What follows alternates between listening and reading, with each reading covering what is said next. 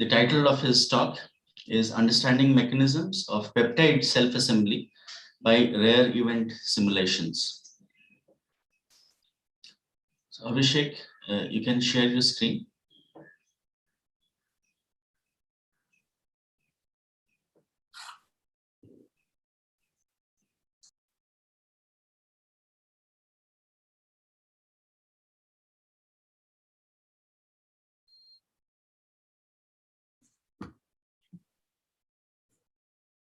I can't hear anything. Yeah, you are not audible, Abhishek. We can see the slide. Okay, am I audible now? Yes. Yes. Yeah, sorry about that. The microphone was muted. Okay, it's really wonderful to be here. This is my first RARE meeting. I always wanted to attend, but something or other came in the way, and I could not. Thank you very much for the invitation, the organizers, and during these difficult times, putting this together, it's a really commendable job. So my topic today is understanding peptide self-assembly by rare event methods. Now, I should say the understanding is sort of a overstatement, because we are kind of getting started with rare event simulation. So what I'm going to be presenting is our very first approach towards understanding the self-assembly problem using rare events. We have been doing peptide self-assembly for a while. I mean, not long. I mean, I'm sort of new to this self-assembly field. But today, mostly I will be showing very preliminary data, extremely preliminary, just how to get the method set up in a way we would like. Okay, so a very brief introduction to self-assembly. I think to this audience, the topic does not need a lot of introduction. I already know that a lot of people in the audience actually work in self-assembly. So in the most general term, self-assembly is a process where building blocks, many building blocks dispersed in a medium, they come together, they aggregate, and they form something with well-defined properties. Now, these are not random aggregates. And a lot of times, if you put things there in a solution or maybe on a surface, and you'll see a lot of random aggregation, that is not generally termed as self-assembly. So these aggregates, they have some specific properties. So a long time back, I actually read this article. I think I was in Kanpur then, I was a master student. There's a wonderful article, The Self-Assembly at All Scales by Whiteside. So what he was trying to argue, that this notion of things coming together and forming into something interesting is very universal. And we all know that we see examples of self-assembly all over the natural world, especially in biological systems. Now, if I just put a screenshot of the first page of the paper. There is this interesting question: is anything not self-assembly? You can argue about that, but what we would like to call self-assembly is what is generally termed as non-covalent assembly. Building blocks could be anything, but between building blocks, there are no chemical bonds. And generally, I'm coming from a more of a soft matter field, and the building blocks are generally molecules, polymers, nanoparticles, colloids. So why study self-assembly, and what are the important questions? This field has been going on for a while, and in different times in the past several decades, because of different types of systems, self-assembly became extremely important. It's still extremely important. So one of the motivation, and that was the motivation behind George Whiteside's that article, that bottom-up approach to design functional materials. Generally chemists build materials by synthesizing. You could characterize that putting one atom together, but if you build a lot of molecules together, then you can go to a larger length scale. So this was a sort of a philosophical point of view of building new materials, and this has been going on for quite a while and still quite popular. So to understand building materials, you need to understand the process. And I have put out this another motivation. This is more abstract. This is what I say, and in physics literature, it's called understanding emergent phenomena. Emergent phenomena are where numerous interactions come together and give rise to really complex behaviors, covering many length and time scales. Those individual interactions may not be extremely complex, but what we get out of this interplay of many interactions is extremely complex and sometimes cannot be inferred from the very simple interaction. So self-assembly is a example of emergent phenomena in chemical sciences and in chemical engineering. So main questions, characterization of the final assembled state. I just mentioned that self-assembly oftentimes cover many length scales. So characterizing the final assembled state is not always trivial. What I mean by that is you can perform certain kind of experiments, but does not give you entire picture. For example, if you make a self-assembled objects of molecules, and maybe that object is of in the nanometer length scale, from that experimental observation, generally those are microscopy observations, you cannot really understand the molecular arrangement. So there are many layers of questions in understanding the characters of the self-assembled state. And how do the interactions give rise to these assemblies? It's a very broad, this is getting into this emergent phenomena business. Mechanism, and that's where we are mostly interested in. My group is mostly interested in the understanding mechanism of self-assembly. Of course, we look at structure. Without looking at the structure, you cannot look at mechanism. But this aspect of self-assembly has not been worked on as much as the synthesis and characterization because of various issues. So that's why we are really interested and excited about it. And of course, this grand problem, can you design building blocks and can you predict the assembly? Okay. So these are the systems kinds of systems that we work on in our group, and we sort of still pretty new, and because of the COVID, our productivity took a huge hit. So a lot of things are not, actually none of these things are published, papers are in the pipeline and under review. So I view self-assembly as a very general problem, and I would like to tackle it using many different techniques and many different systems. So these three systems that are under investigations are molecular self-assembly, where building blocks are molecules, the self-assembly of hard particles. There is no interaction, so these are assembly entirely driven by entropy, no energy there. And these are very good model of anisotropic nanoparticles and self-assembly colloids, patchy colloids.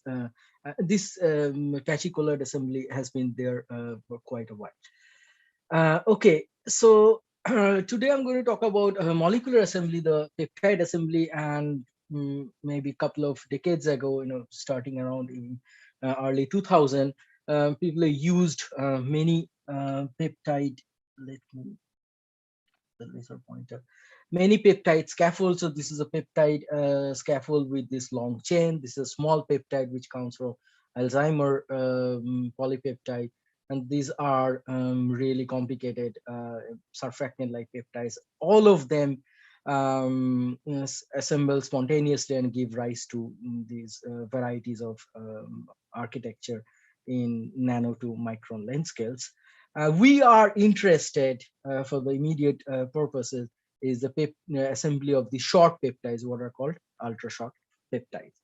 So the problem that I'm going to be talking about today is self-assembly of this phenylalanine tripeptide. So this is a naturally occurring peptide and it comes from this actually extension of this phenylalanine dipeptide, which I just showed in the last slide, which has a very important role to play in Alzheimer beta peptide aggregation. Now, in 2017, this paper showed that by changing the solvent condition, you can get a plethora of self-assembled state from the same molecule. And here is the chemical structure of the molecule. I have shown another structure here, which is zwitterionic, because we are studying the assembly in water, so it's in the zwitterionic form.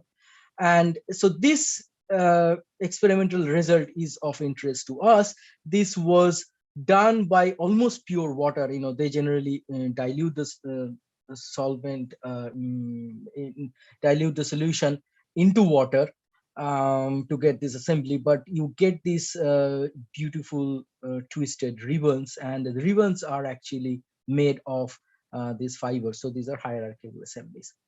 So we recently looked at this problem using all atom simulations. Now, even the free aniline assembly problems has been looked at computationally, but not with all atom simulation. Now, when I say all atom, I mean fully atomistic. That means peptides are fully atomistic. There is water, and we use standard, biomolecular force field. So this is the standard biomolecular simulation protocol that one uses for protein. So we use that to study this problem. And this is the initial state where molecules are random, and this is the final assembled state.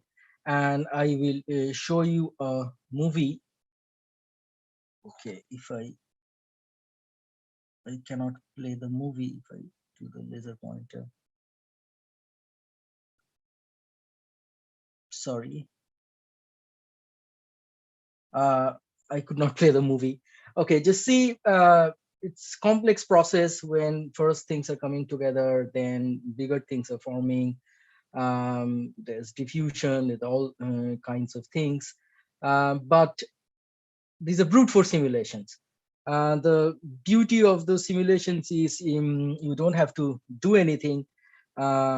This is sort of the gold standard of condensed phase computational techniques, I would say. So this is the best you could do for this problem. And we actually, we took a multi-year project, and it has been, extremely fruitful, but also extremely painful as well, because running these big simulations, using limited resources is not simple. So we really want to nail it down. We really want to make sure that we're not getting any artifact. These are real data. So we simulated multiple concentrations, and we got the same things, and which is fibrous assembly, one-dimensional fibrous assembly. And I would show another movie. This is just a movie of this fiber. It's rotating around an axis. And I would like to draw your attention, there is this certain sort of helicity. Now, it's not that simple. Now, to understand the helicity, what we did, we actually took an axis and projected one atom onto this axis. And now I'll show you the movie, and I think you can appreciate that indeed there is actually helicity, which is a more complex form of helicity. It's not like regular helical arrangement, but there's definitely helicity. And if I go back to the experimental condition, remember those twisted ribbons, they were made out of fibers. Those fibers were not resolved in their experimental resolution. So I think we're actually getting those fibers. So I think our results are saying something non-trivial about the experimental conditions. So we are actually getting experimental signatures. And we looked at all the chemical details. So, and this paper is under review now. So we have looked at chemical details. You can look at all sorts of interactions. And if you look at the correlation of interactions, you can look into the heterogeneity of the molecular environments. And that was the main take-home message for the our work. So it's actually really great, but why do we have to move forward? Because as I just said, it's extremely expensive with the resources. simulations took months. A single trajectory sometimes took months. So this is not a viable option for us. Now, even if you have a big supercomputer, you can actually do a lot, because these are extremely scalable systems, large systems. If you looked at the table I had up in a couple of slides ago, these are almost million atom systems, so we can really parallelize it. But we are still far away from experimental condition. I just did not mention this, but to get something in brute force simulation, you cannot really have a really dilute system, and we're already pushing the boundaries in terms of resources. So if you go for more realistic systems, more dilution, even I would say larger supercomputers will have problems. And there is also a fundamental issue, which is lack of statistics. We all know, I don't need to belabor this point in front of this audience, that these are all stochastic systems. You cannot really learn a lot by studying one or two trajectories. Understanding the problem in terms of quantitative things like rates and free energy landscapes is extremely almost impossible.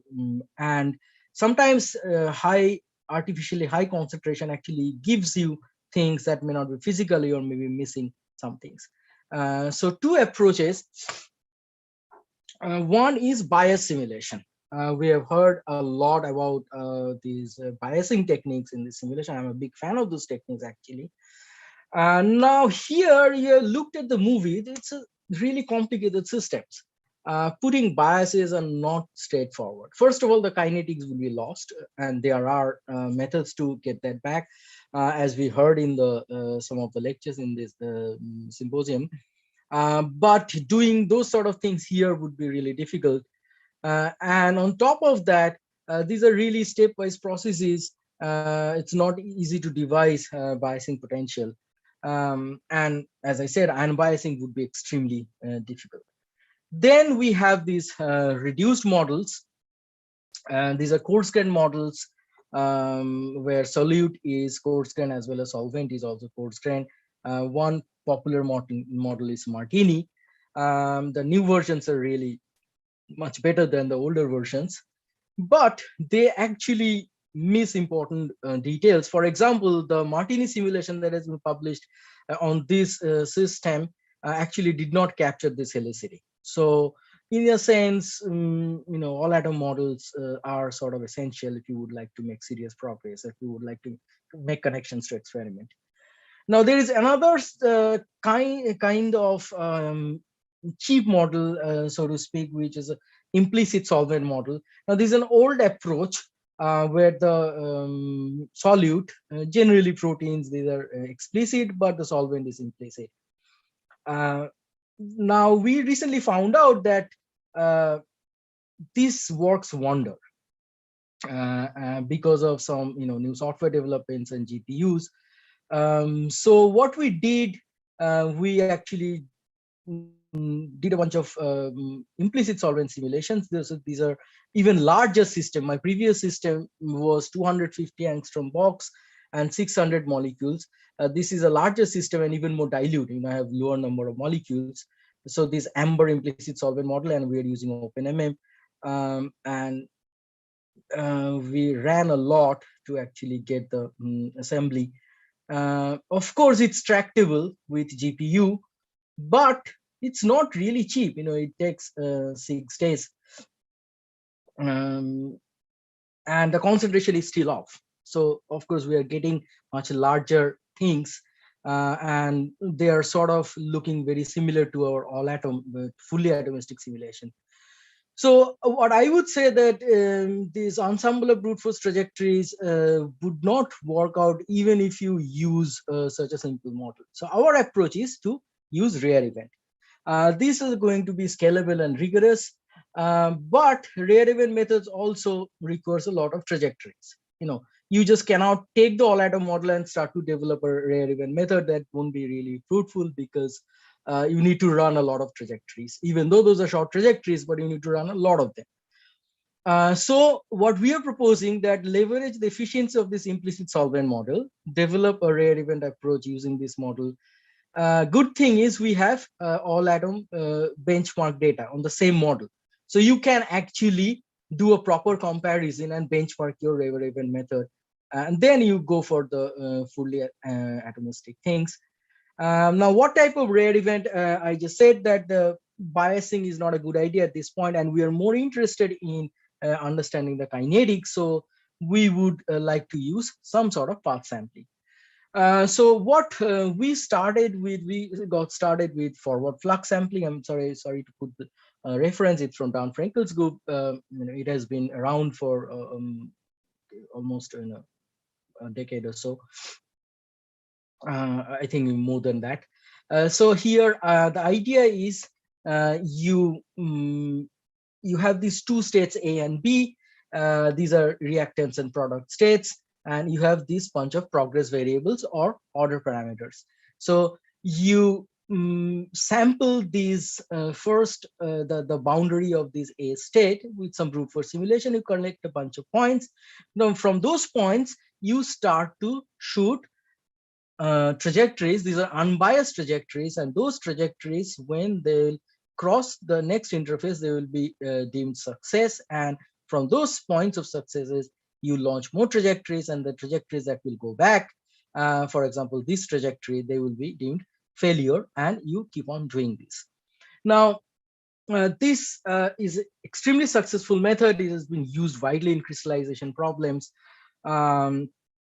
What we are using it for, we're using it for a starting point.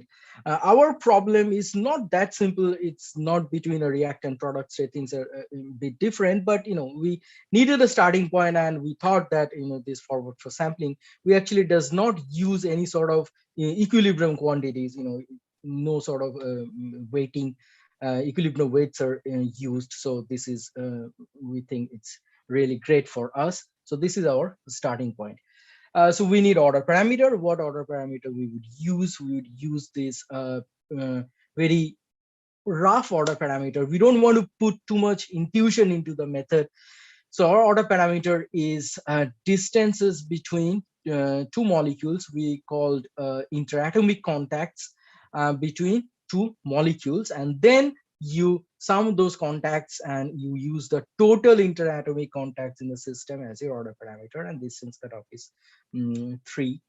For the sake of analysis, and I will be showing you very crude analysis just to get a handle of the method. We're using clustering, and again, this is a very crude form of clustering.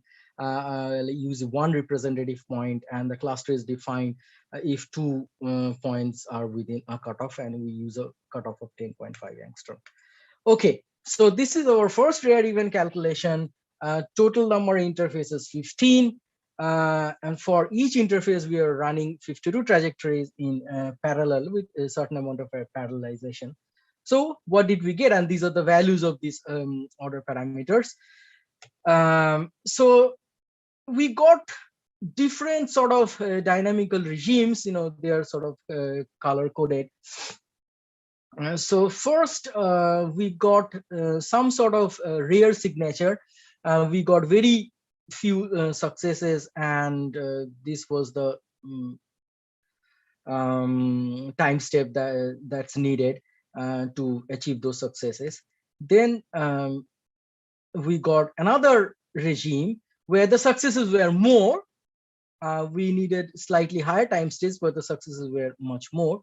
Then the successes again became lower, and we needed to run longer. And at the top, we really needed to run longer, and the success become very low, and we had to stop this method. So that's what we have progressed so far. So let me briefly show you how these things are looking. So at this interface 0, I'm showing you the data of all the replicas, all the trajectories of peptide order parameter, which we used as the interface definition, and number of clusters. So, and this is, one of sort of representative snapshot of a successful trajectories. You can see few successes, and you can see a really broad fluctuation. And this is the beauty of the rare event method. It gives you a lot of statistics. We haven't done that, but we can go back and actually ask a lot of chemically meaningful questions to understand what sort of chemical interactions are driving these processes. And you can see here there is a quite a bit of spread. If you go to another interface around here, where again the successes became lower, the spread is slightly lower. You can see a lot of clusters forming, but there are also a lot of successes as well. And if you can see that these points, they would have been success if we probably fiddle with this run lengths a bit more. Now, if you go to the top where our method sort of stopped, we had to stop, and I'll discuss why. You see only one success, and some trajectories have started to go back as well, and almost no stray molecules. We have a bunch of clusters moving around. Okay, so I will show you these two movies.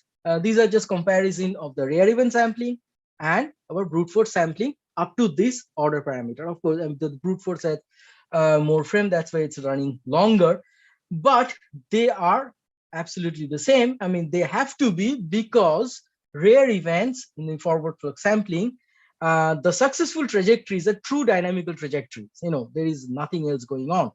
So we got a true dynamical trajectory. Of course, the method is becoming inefficient, but we finally got something. Sorry.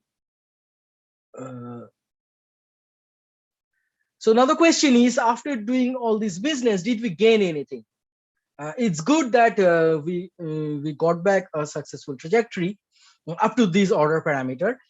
We did the analysis, and yes, we actually did get improvement. We actually did get almost twice as much improvement. If you see to reach the same order parameter value, we had to run twice as less time steps in the rare event simulation. Now, that's not to say the amount of simulation is less. It's just the wall clock time that you need to wait to get to this point is less, and that's the real efficiency. Of course, there are all these failures that you have to simulate, but the wall clock time is less. So rare event is actually giving you efficiency. Now, why did our method not work beyond this point? Because it's the definition of the order parameter. The forward flux sampling, the way I showed you and the way it was originally proposed, it was between two wells. Now we are sort of stretching this method.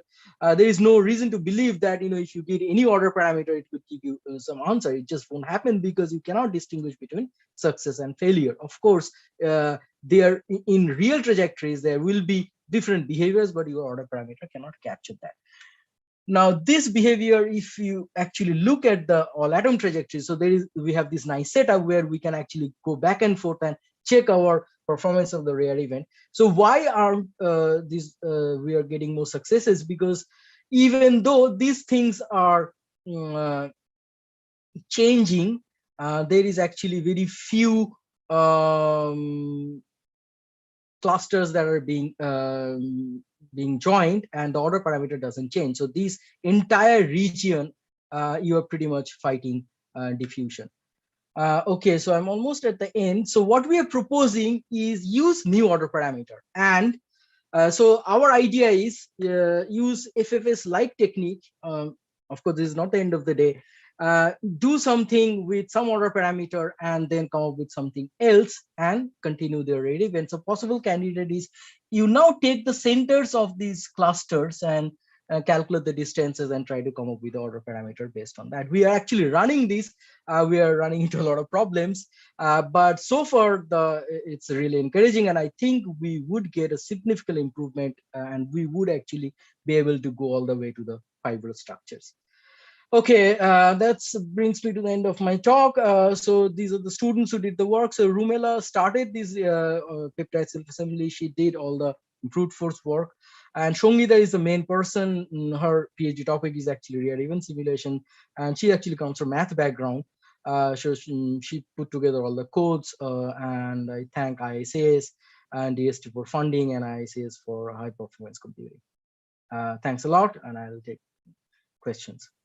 Okay, thank you, Abhishek, for the talk, and thanks for finishing exactly in 30 minutes. So we have a few questions.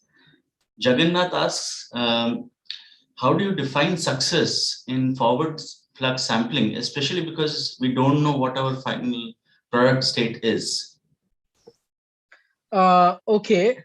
So success in forward flux sampling, success and failures are defined between two interfaces. So once you define the interface, if you are coming from interface I, if you can reach interface I+1 by running brute force simulations, you call that success. Now, of course, the entire forward for sampling, the idea, as I just mentioned, was not really designed for these sort of problems. So what we have to do, we have to sort of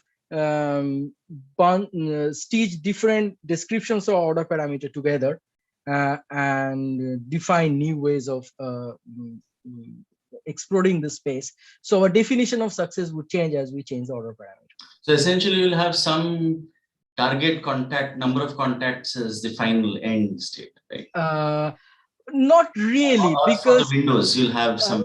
no, that contacts, they have pretty much served their purpose. Now what we have to look for, we have to look for these larger aggregates, and when they're coming together, these are anisotropic.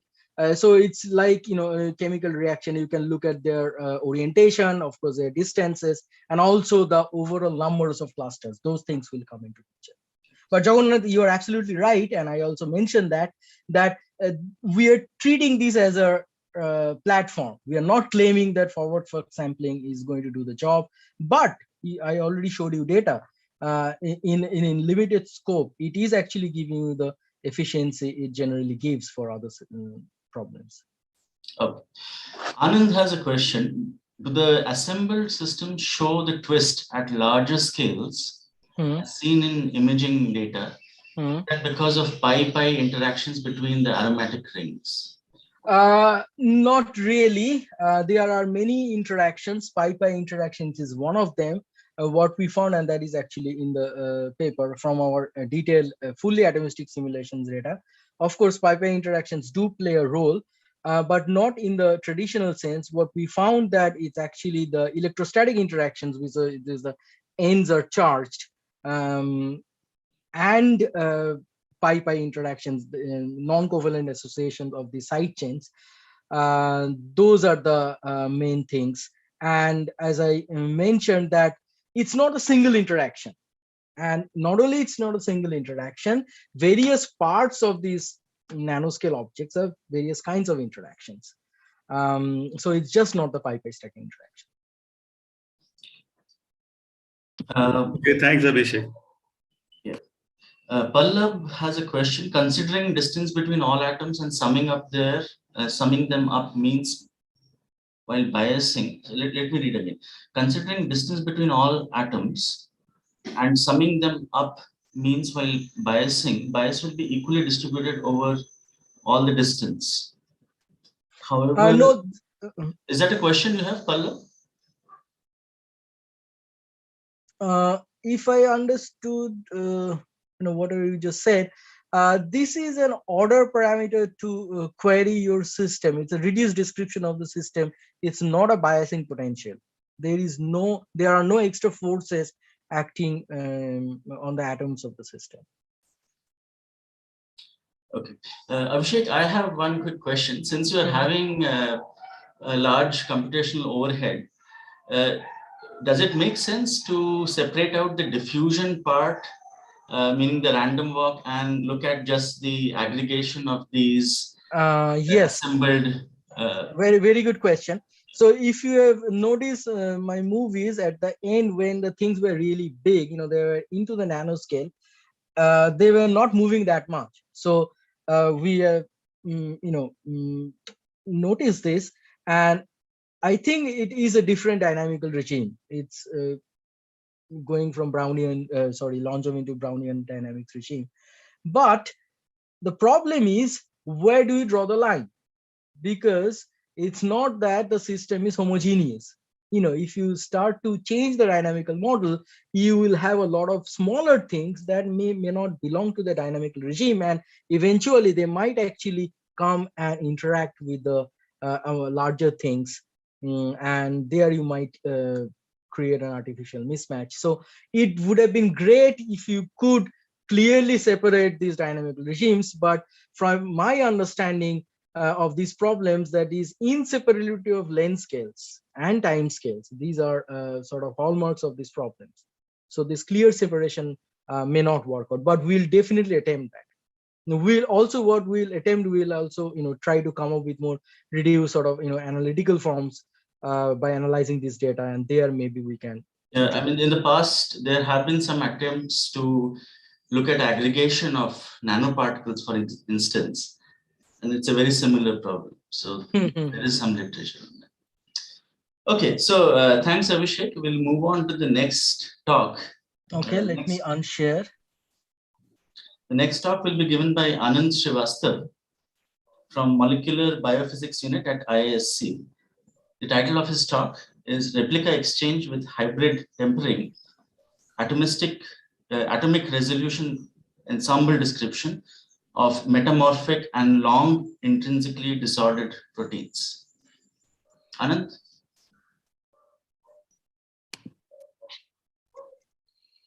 Yeah, hi, can you hear me? Yes. And you can also see my screen, right? And we can see your screen. Okay, thanks. Thanks, Abhijit. And first of all, I would like to thank all the organizers. This is a fascinating meeting going on. I have been loving all the talks. There's some talks that I've been missing because of some reasons, but I hope to catch them up later. And over the last few days, I've learned a lot about many of the advances that I have been missing. And so I thank all the organizers for putting this all together. I know how much they have gone through because of my conversation with Nishant and Jagannath. So today I'm going to talk about some of the work that has been going in the group for the last 1.5 to 2 years related to replica exchange. And this is so because of the nature of the meeting, I'll focus more on the methods part and also some of the biophysical aspects. So the lab, my lab has an integrative modeling approach where I'll just come to what I mean by that, where we are trying to combine together molecular simulations with biophysical experiments, and then try to understand the system at a more molecular level, getting more molecular level insights of the experimental systems.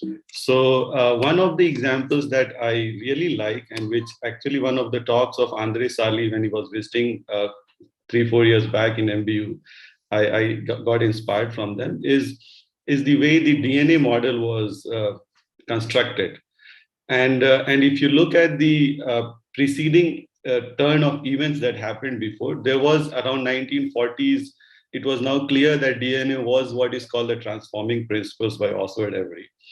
And then soon some more information started coming out, like the guanine and cytosine were equal in number, and adenine and thymine were equal. And then at the same time, though Pauly had actually come up with the idea of hydrogen bonds in the 30s, it was in the early 1950s that he published this article in PNS where he showed how the hydrogen bonds actually stabilize the alpha helices and beta strands. And all these, and at the same time, there was this data of Rosalind Franklin, which I guess Watson and Crick just happened to look at and used it for the model. And so they combined together all these current information in the past and came up with this idea of how a DNA would look. And this was a very important development, as we all know, because putting together all this disparate experimental information and coming up with a model that actually solved to a large extent the, sorry, I'm not able to change, the how we are genetically constructed and how, and the moment the structure was solved, and at that, for a long time, form is function has been the paradigm in structural biology.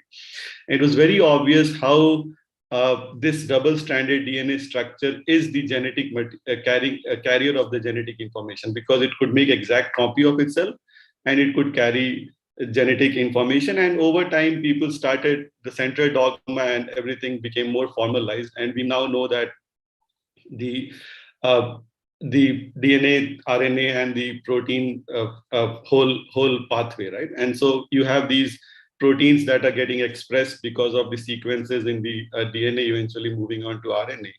And this is something that all of you know. And these polypeptide chains will eventually fold and do their function. And for folded proteins, they have very specific, the way the nature has evolved is that you have a sequence which would fold into a certain form. And that form actually is the functional form. Like that fold is meant for the function. And so one sequence, one fold, one function kind of thing has been there for a long time. And the way people have always thought about protein folding or conformations of protein has been used. So this kind of framework was popularized by Peter Olnes, Onedimensional, and Viman Bakshi also is one of the main contributors in this.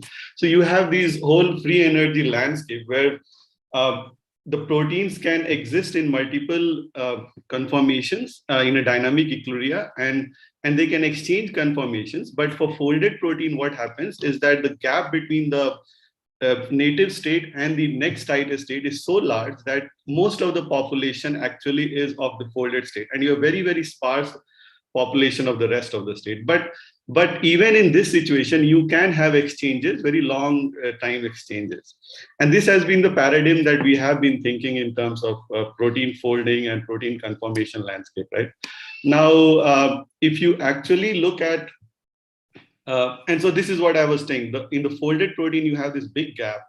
And so most of the time, the protein exists in this folded conformation. And this took a paradigmatic shift about 25, 30 years back, with this finding of a new class of functional proteins called intrinsically disordered proteins, where you have these multiple conformations existing in very fast exchange or with kind of equivalent populations. It's not like one of them is severely populated and the other. And the other thing is that depending on what kind of environment they are in, they would actually take the form that they want. And so there's also the intrinsically disordered protein, which you can put it like the regions of the protein, which could be IDP or multi-domain proteins you can think of. So the idea is that there's a dynamic equilibrium between these different conformations. And so with this, we wanted to actually look at some of the problems, which I'll come to, some of the bigger IDP problems. But for the sake of the talk, these are some proteins that I will be talking about, where we have applied our replica exchange method and tried to show what we have learned from this. And so this method we have taken, for example, standard systems which is used for validation, like alanine dipeptide or trip cage, and also beta hairpin, and shown that the fold is happening, what is available in the literature and in the experiments. But we have also looked at IDPs like histatin 5, a peptide that is kind of known for AMP, antimicrobial peptides, and also metamorphic proteins. So I'll talk about those. Metamorphic proteins are one that actually have two different conformations, and unlike the IDPs, they actually have they don't have the shallow free energy landscape. They have two deep basins. And so we wanted to test all of this with this method using the replica exchange framework. And the main objective was to solve larger problems that are happening in collaboration with experimental group. One of the problems that we were trying to work on is that there are certain channel proteins that have these long C-terminal tails, all the way around 120, 130 amino acid long. And these proteins actually respond to multiple stimuli in the cell. So they are leaky channels. They open to heat, anesthetic lipids, pH, lactate, and many other cofactors. So we wanted to, our hypothesis was that is the long C-terminal tail, about 120 amino acid, is an IDP in nature. And it changes its conformation so that depending on what kind of environment it is, it becomes more stabilized and carries on the function. I'll not be talking about this protein because I wanted to focus on the another data that we have, which is a protein of a protein with low complexity domain, which is this around 124 amino acid long. And so this is a ribonucleic protein with some folded region, and they have a long 124 amino acid low complexity domain, which I will be talking about, which we have subjected to replica exchange and worked on. And it has two parts. One is the RGG part, RGG rich domain. Because it's low complexity, you have this arginine, glycine repeats. And then there's a prion-like domain, which is also a part which is towards the end of it, which mediates liquid-liquid phase separation and eventually could lead to amyloid formations and so on and so forth. So RGG is the one that binds to different forms of RNA, which we are interested in.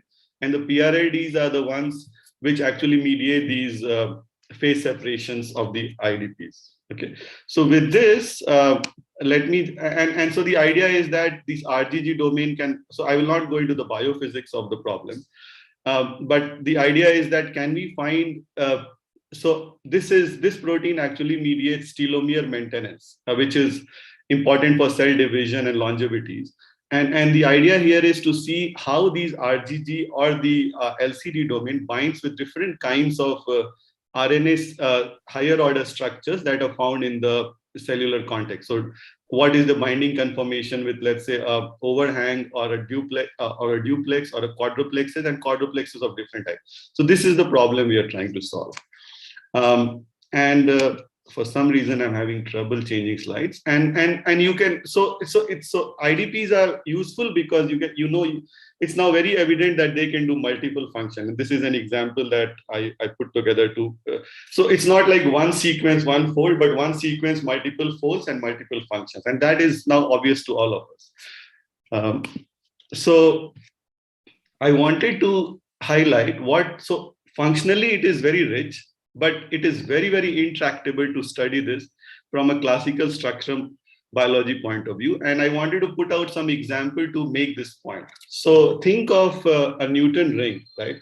And if you actually rotate the Newton ring very fast, you get this white kind of image. And so the experiments in IDP, because you can think of all these colors on the Newton ring as different conformations that are exchanging with each other. And because of that, the average that you get in experiments is an ensembled average. And so you end up getting this white thing, and the whole job is to actually deconvolute this whole process, get the conformations that are possible, and then and you need a machinery for that. And there are many different machineries for this. For example, you can do the way I am doing, you can do advanced sampling replica exchange. You can actually just create a statistical kind of conformations like people do in polymers, where you can change the angles and dihedral angle and create a database of conformation, or you can do some sort of a Bayesian inference or guide it by having some experimental data. So I'll talk about our way of doing things. And the whole idea is once you have all these conformations, that these methods which are actually taking this information and giving you this whole breakdown, then you would like to do some more biophysics or science with it, right? And then you actually would develop or find out or use some method which will group them together into different kind of conformations.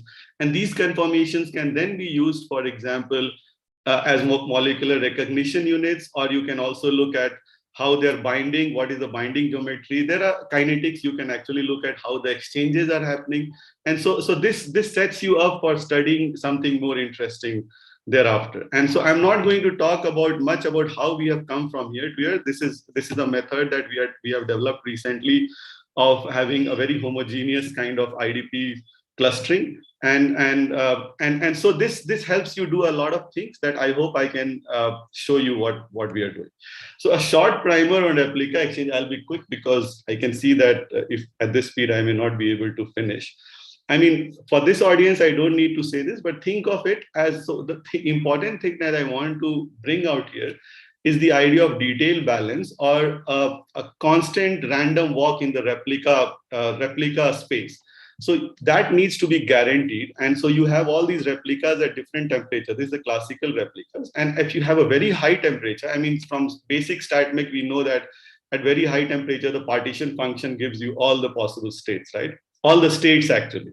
And so what happens is by having a higher temperatures replicas where the partition functions increases, you have all these different states. And then the other thing that you need to guarantee is that there's a detailed balance setup and the exchanges are happening because of the overlapping energies between the replicas. So you need to create small gaps between the replicas so that the exchange, and once you are guaranteed that the detailed balance is set in, there's a steady state or stationary system has been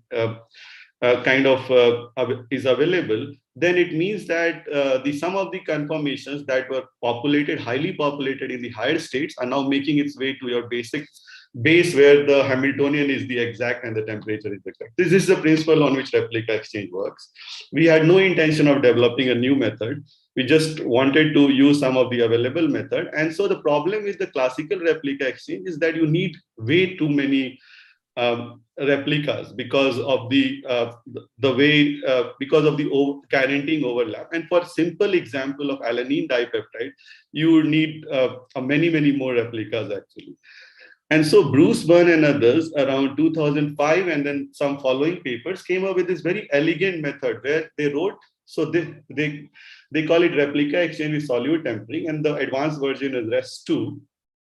And here they actually wrote the Hamiltonian in an elegant manner, such with the idea that when they eventually write the detailed balance, the formulation of that is independent of the water-water interaction, as you can see here.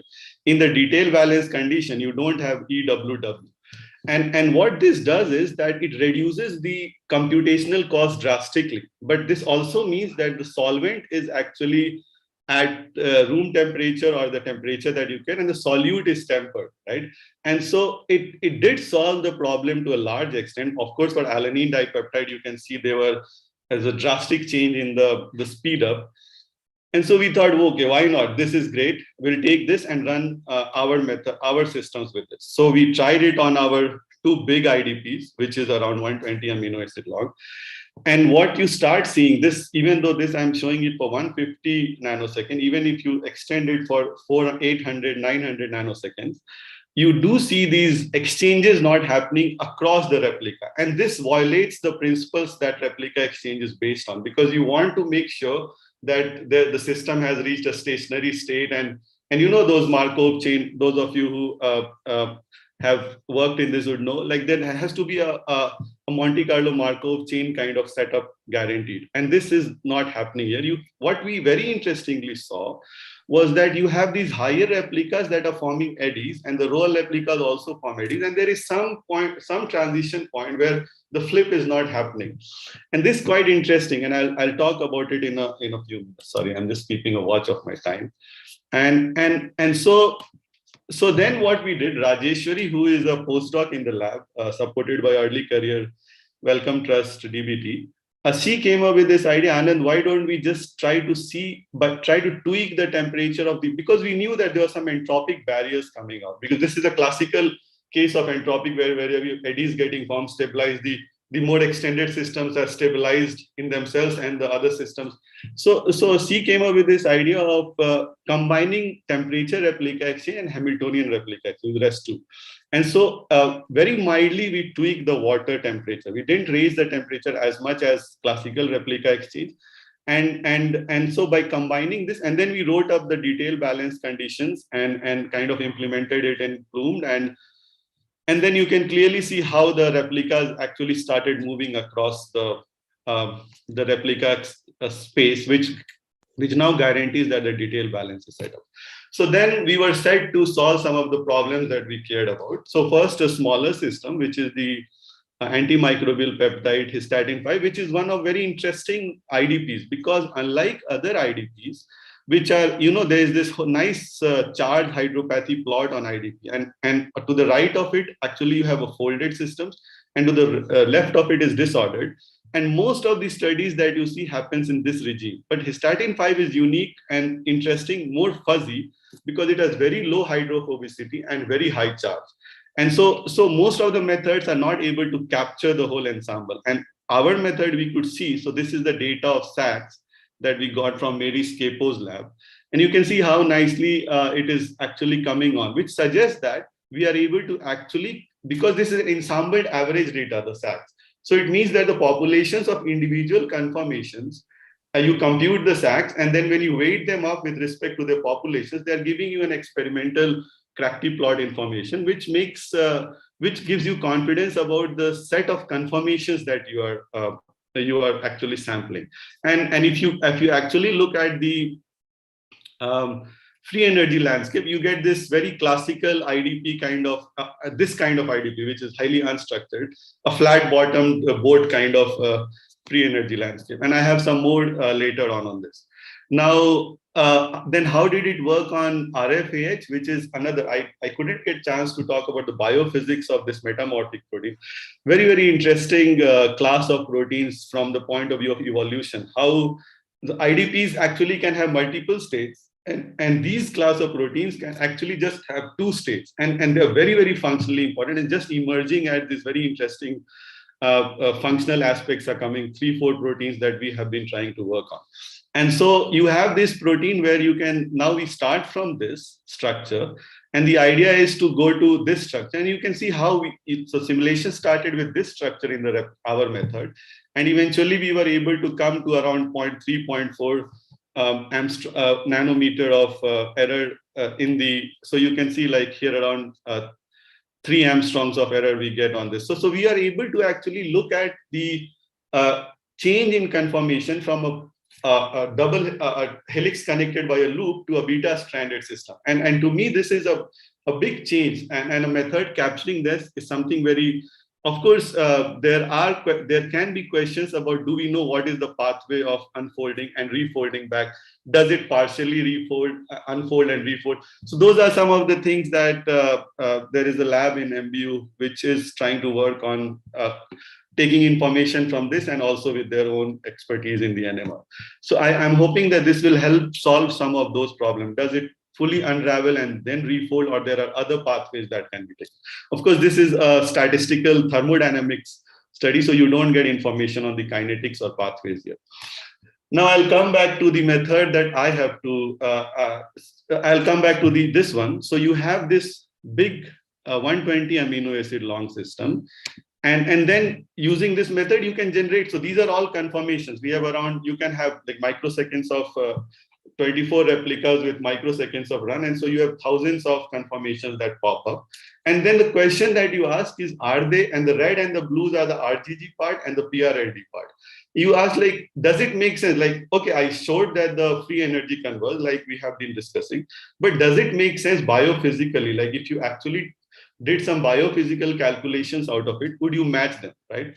And so, so you see here we are showing you the RGG box, and thankfully Tanya Mitaj's lab actually published last year the same LCD domain with, and they deposited the NMR data for different carbonyls and amide and protons and others. And we actually took Sparta Plus, which is a tool to calculate chemical shift of your conformations. And you can see how nicely these are fitting. So this suggests that we are in the ballpark at least. And same thing for the PRLD and for the full LCD. So I wrote to Tanya and got the SACS data also, which they haven't deposited. And immediately she sent us the SACS data. And you can see how, if you calculate the SACS profile of our set of conformations, how neatly it is sort of neatly folding. There are certain disparities, which we know why that is happening, because they're deleted three residues to avoid aggregation. And if I get some time, I'll talk about it. So these all suggest that besides converging the free energy landscape, besides guaranteeing, stationary state and detailed balance, at the end of it, you have to also make sure that the conformations that you are predicting has experimental relevance. And this is the point that I hope will be discussed in the evening today when Stravani and Alexandro have some brainstorming session. So what more do you learn out of it? So what we learn is that, and this is a kind of an interesting thing for us, because IDPs can also be multi-domain. This is one thing that jumped out of conformations that you have. So when you draw a contact map, you see that these two domains actually having hardly any contact with each other. There are, of course, reasons sometimes they come together, but on a statistical level, they are separated out. And this is very interesting because you have a long LCD and you have a multi-domain feature of it. And to me, this is evolutionary, a very interesting point of view, because you have the whole LCD designed to work like a multi-domain IDP protein. And so we could clear, and there are some other things that are very interesting to us, which we will be looking into. For example, if you look at the PRLD domain, prion-like domain, you can see all these nice beta strands coming up. And those of you who are working in amyloid field and would know, like, these beta strands are the ones, there are different pathways of them aggregating or crystallizing into these beta amyloid plaques. So those are some of the things that we want to look at. We also want to look at how this RGG with all these conformations can be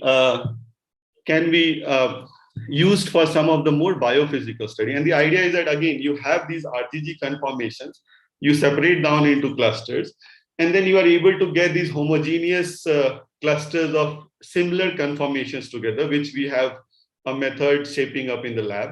And then what you do is you go to the experiments and you ask, like, okay, if I make this conformation as my ligand or as my, a molecule, a small molecule, and then I keep RNA as a substrate, a quadruplexes overhang or different. And you have these experimental information of chemical shift, but there's no information of because IDPs, it's difficult to get the information on the structure. So you have this chemical shift information, you have some other information, and now you have all these, a library of conformations that you have generated out.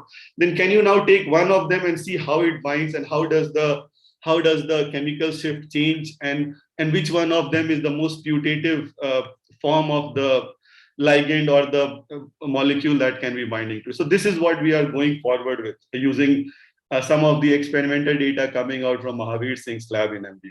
So for me, it has been a very organic process of just being lucky to find good experimental labs where I can kind of make this all these advanced sampling simulations that I do quite relevant to what the problems that are there in the. So I would like to say that while reiterate the point, that if for biophysical studies, it is actually for more banks for one's buck, like the Americans say.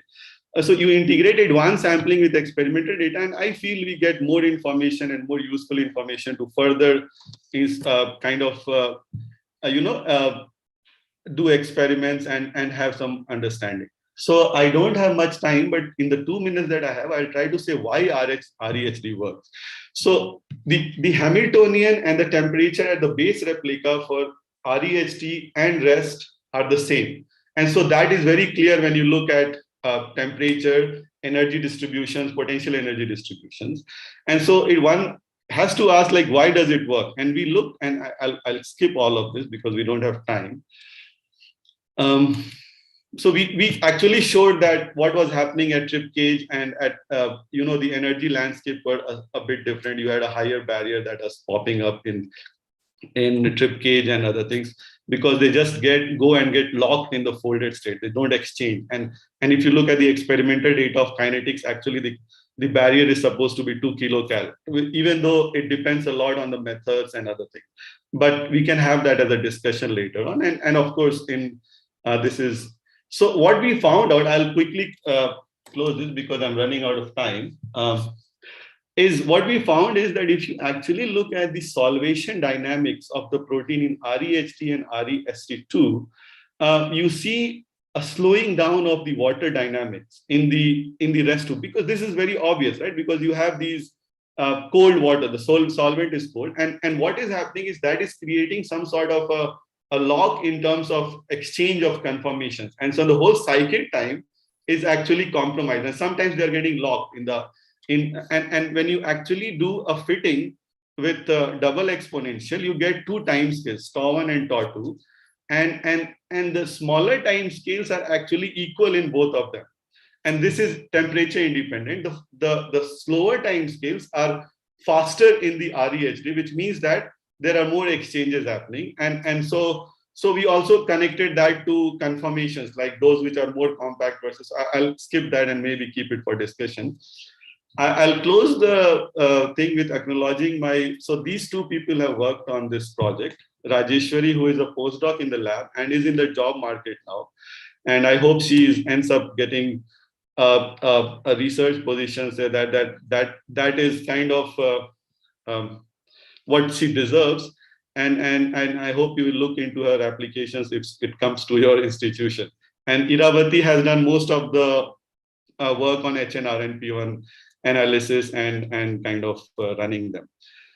If the chair gives me a minute, I would like to close with a thought for the evening session.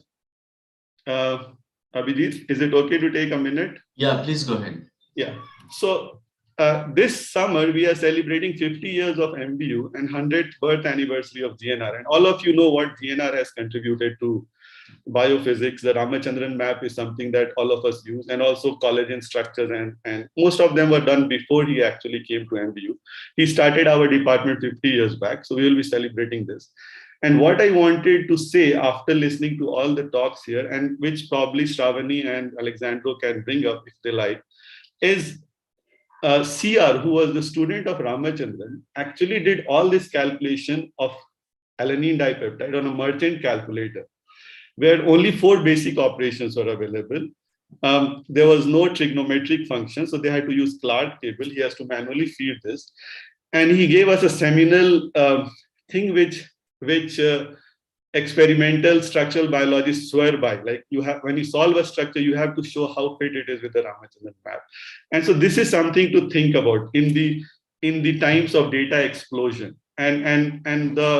So like a proper modern day person, every night before going to bed and every morning, I open up my Twitter and my Facebook and follow some. And this is what it struck me for the sake of discussion. So Rutherford famously said, if you need statistics to do science, it's not really science. Of course, he's wrong, like many other things which said, like physics is everything, like everything else other than physics is stamp collection is also credited with Rutherford. But I like this viewpoint. What he really meant is that if you do the right experiments, you don't need much statistics. Of course, that can also be wrong. But just as a way to think about things and introduce some discussions, I wanted to bring this up. And with this, I'll thank you all and take up some questions. And I apologize for bringing this point. I just couldn't keep myself away from it. Thank you, Anand, for the talk. So we have time for a few questions. Jagannath says, hi Anand, very impressive method. Can you elaborate how much heating of solvent is necessary in REHT? And is it all solvent being heated? Yes, all solvent is being heated, and effectively the temperature you can, I hope I have so you can see here, so we did this analysis where it's actually, had we been able, so let me first answer your question directly. So in alanine dipeptide, you have these, so there is an effective change in temperature, what we call. So you don't change the temperature to the same level that you do in regular replica exchange. And so because you are changing the Hamiltonian and the replica and the temperature together, it's very difficult to actually find out what is the exact effective temperature that it goes. But we go around like around 360, 380 at max 400 degrees Kelvin is what we have been doing. And the other point, it would have been nice, actually, there's some theory that needs to be done. If we are able to do that, then we may be able to find, like how you can reweigh the other replicas, and then the statistics will be much better. So that is something that we need to sit down and work on. Yes, I hope that answers your question, Jagannath. Okay, Shrikant Shastri has raised his hand. Shrikant, you have a question? Yeah, so Anand, about this method of solvent tempering, there's something I probably missed. So unlike your conventional parallel tempering, I guess if you're only applying sort of this parallel tempering to some degrees of freedom, the solvent in this case, you can't really be applying different temperatures, right? So you do Hamiltonian perturbation instead, because otherwise you wouldn't have an equilibrium sampling of the system. No. Okay, so if I understand your question correctly, you are saying that the other non-base replicas, you cannot have both the temperature and the replica and the Hamiltonian change together. Is that what you are asking? Yeah, I mean, you can't, I mean, if you have two subsystems that are at different temperatures, that's a non-equilibrium system. So you cannot have. Yes, but that is what happens in the classical replica exchange, right? So you write a detail. So you have the you write a detail balance of exchange between the two states, and those detail balance conditions are different for different different kind of perturbations that you have done to the system in different replicas. For example, in the temperature replica exchange, you still are running replicas at different temperatures. And then you are having these exchanges happening, and those exchanges are based on Monte Carlo metropolis criteria or whatever criteria comes about. Similarly, in this case, you keep track of what are the changes that are happening in the Hamiltonian and the temperature, and then you rewrite the whole exchange criteria differently, and then that is what you are that is how you are selecting whether the exchange can happen or not happen. And once you do that, you can guarantee that a detail balance condition has been set up across the replicas. Okay, I'll follow it up offline. The second part of the same question is the conventional wisdom is local thermalization always happens fast, right? So what exactly? So in other words, if you have sort of a change in, so what is, why you had a slide saying why does it work, but I didn't really. So the local thermalization would be the faster time scales. And what happens is that eventually the replica exchange with solute tempering will also converge. I mean, because that is how, I mean, this is, it's just that the time of exchange or the barriers that are introduced in the system are artificial in replica exchange with solute tempering. As you could see in, I'll show you in a trip cage data that we have, just give me a second. So if you look at the trip cage data, here, so this is the solute tempering method, and you can see like as soon as it folds, it has this barrier which is around 6 kcal per mole. This is at every statistics is at the base replica, but the moment it folds, it just stays in the folded regime. And this is also partially blaming on the way the force fields are developed, because once they tend to stabilize the secondary structure more, and particularly if the water interactions are not like kind of concomitant with it. In this one, what happens is you don't see such a large barrier.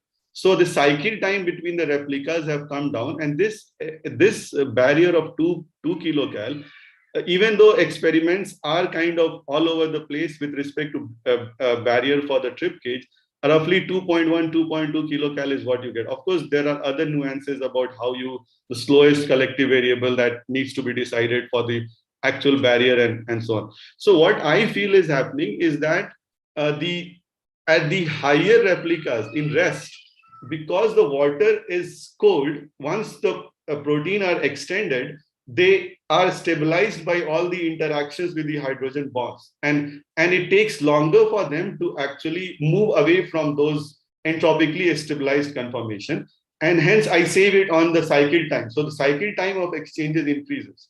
There is no doubt in my mind that if we run replica exchange with solute tempering forever, you would be actually able to get the final statistics that you are, because at the end of it, it's the Hamilton, like you would get this even if you run regular MD forever. I mean, forever and ever. So that is these entropic barriers, which I think is something that we have been thinking about for a while, is the ones that are sort of manifesting more strongly in IDPs, because and this is something that I also wanted to discuss, is the free energy landscape is said to be shallow, right?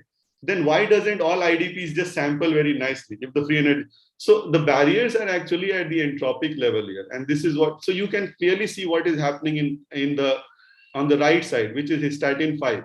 This is what rest gives you on the right, which is a shallow basin, and that's it. So even the IDP falls in that and stays there. And this is the free energy landscape that you get from Hystatin 5. which is actually more a signature of how a fuzzy IDP would behave like. All right, thank you. Thanks. Okay, so we are supposed to have a short break right now, and we'll have the next talk in 5 minutes. Speaker is going to be Shrikant Shastri, but I can see there are a few more questions in the chat box, and we can have some more discussion during the break, if that is okay, Nishant and Yes, Jagannath. yes, yeah. Okay, so there's Maybe one question from Atreya and one question from Anji. Nishant, are you saying something? Yeah, actually, let's Srikanth share the screen. Maybe Anand can activate and still take the question. I can stop sharing, you mean? Yes. Yeah, Yes, okay, yes, no yes. problem. Yeah. That's Okay, Srikanth has to check his slides. Yes, I know Check, that. yeah. okay. So share screen. So the Nishant, were you saying I shouldn't do share? Yeah, try the full screen. Yes. View. This is good, no? No. The slideshow is not showing. We are able to see your PowerPoint window, but not the slide. Yeah, I think you should go for sharing the whole screen. And then do the full Desktop. screen. Yeah, the whole desktop actually. Yeah, share the full desktop. This what are you seeing now? So we are just seeing your PPT window without going full screen. Yeah. How about now? Because I changed. No. You good? No, not good. You can unshare. All right. Yeah, you can unshare it and then share again the full desktop. The desktop, yeah. Which is always depending on what's there, you have to worry a little bit. But I think I'm okay right now. Okay. Share the full desktop and then it should work. Okay. Yeah. No, this is what seemed to work. Yeah. One needs to figure out Yeah. Now how I do full screen. yes. Are you having two screens, Shrikant? Yeah. Yeah. I mean, I'm sure there's something more clever. Yeah. to do. So we are only able to see your first screen. Now it's now it is, but no, now it's we are seeing your. How comes row, no? Now it should work. Good. yes. Okay, great. I need a minute before we start. Yeah, we have time actually 3 minutes to start. Okay, so let's have a break for Yes. 3 minutes. 3 minutes, yeah. Yeah, I can just respond in the chat. No problem. Yeah. Yes. Thanks, Abhijit. Yeah.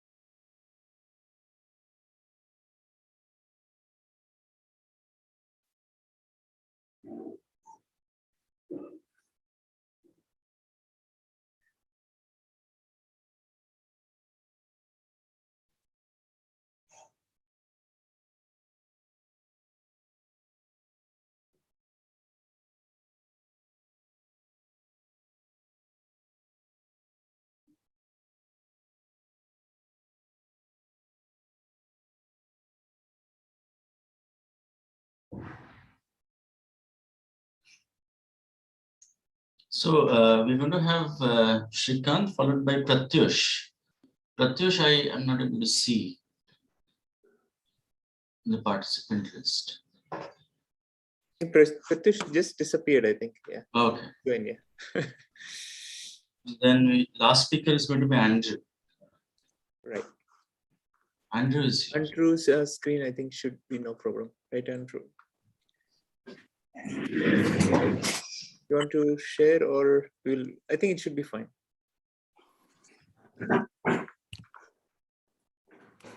All right.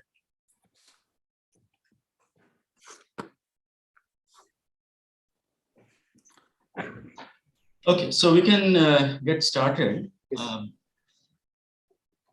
The next talk will be given by Shrikant Shastri, who is a professor at the Theoretical Sciences Unit at JNC-SR.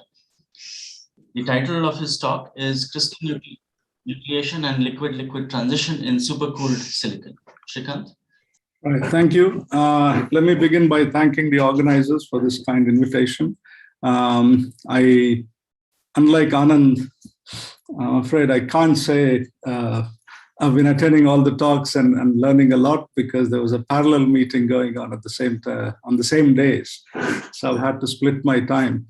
But I did attend a reasonable number of talks, and I've sort of, it's been food for thought. So the talk that I'm going to give is a little bit to one side, I guess, of the typical talks in this meeting. I was hoping that there's some new work that we're doing which would be ready in time for, which would have been much more suitable. But as you know, things are not predictable, unfortunately. So maybe next time. But the topic that I'm going to talk about is indeed sort of sort of a textbook case in which a lot of the rare events methods are used. It turns out, however, that in the particular system that we're looking at, the phenomenon that we're going to be studying, namely crystal nucleation to a large extent, and then also the phenomenology of the liquid-liquid transition, are not dominated by large barriers. So in that sense, these are not rare events, though we use the methods that have been developed to study such events in order to compute free energy barriers, etc. But it turns out that another aspect of what is currently a topic of much discussion, namely the choice of order parameters, turns out to be rather central to what I'm going to describe. Okay, so okay, good.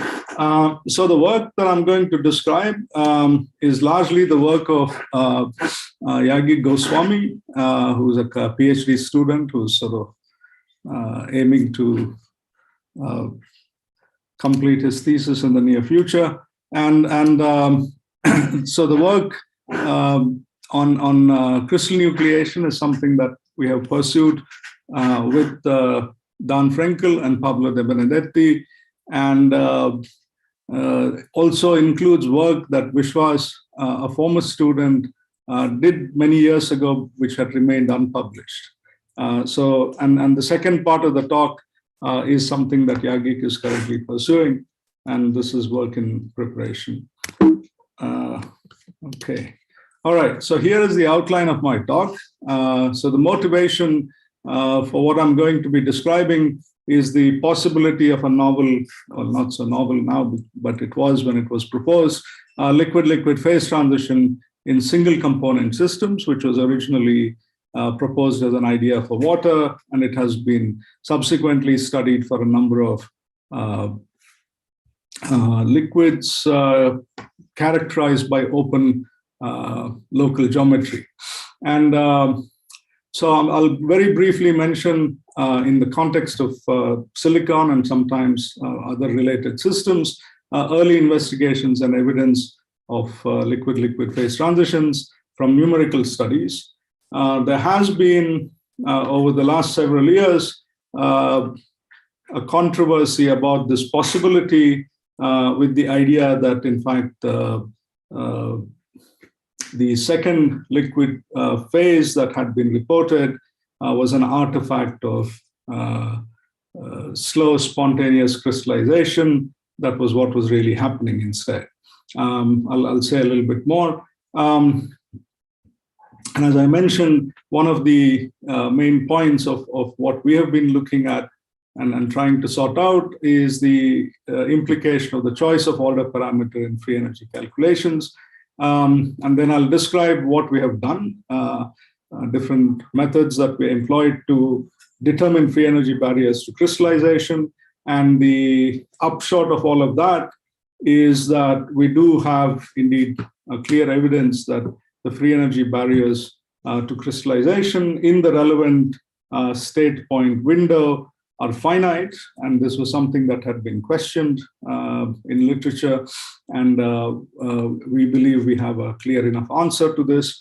And then we go on to sort of look at free energy surfaces constructed with two-order parameters, which is something that's necessary if you want to distinguish the possibility of different liquid phases. And again, the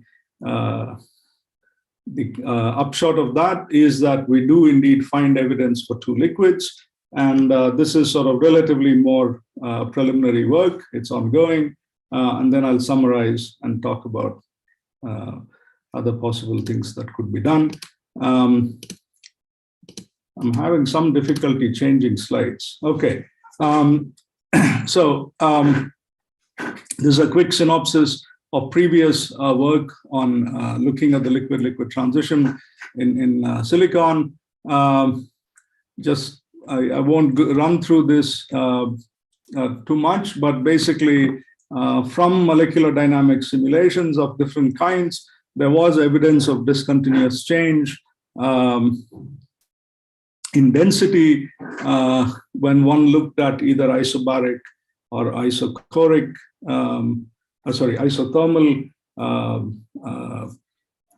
sets of states, and this was also associated with the observation of sharper compressibility peaks as one went to low temperatures, altogether very consistent with the idea that there was a liquid-liquid phase transition at a temperature around 1100 Kelvin, considerably supercooled compared to the melting temperatures of around 1600 something. Okay, right. So this whole idea that there are distinct liquid phases in a single component substance was questioned by Limmer and Chandler, who performed free energy computations with respect to two-order parameters, one being the global bond orientational order parameter Q6, and the other the density. And so they looked at different systems, water and silicon mainly. So the free energy surfaces that they computed are shown here on the for the case of water on the left-hand side.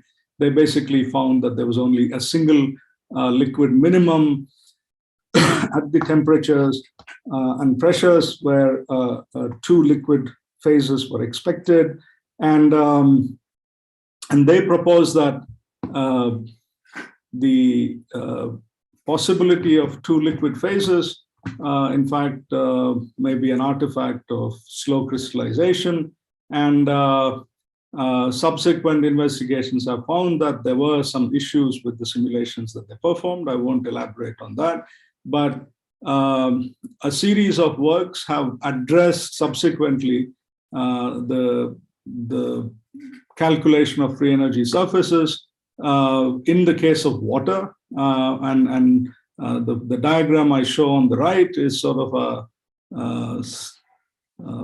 final clean evaluation for ST2 water, which has sort of much more pronounced structural ordering than other models of water. And this clearly shows the presence of two free energy minima that correspond to the liquid phases. These are along the density axis. And of course, a much deeper crystalline minimum, because all of this is done at supercooled temperatures. Okay. Now, what about, just one second,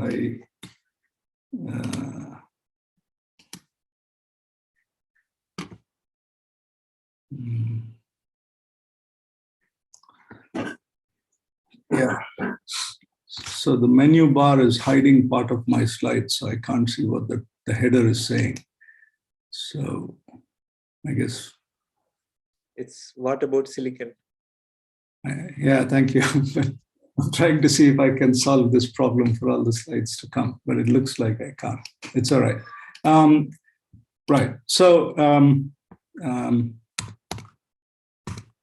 yeah. So, yes, there's the next question is, what is the situation with silicon? And here, the situation has been a little different because other groups than Limmer and Chandler have looked at the same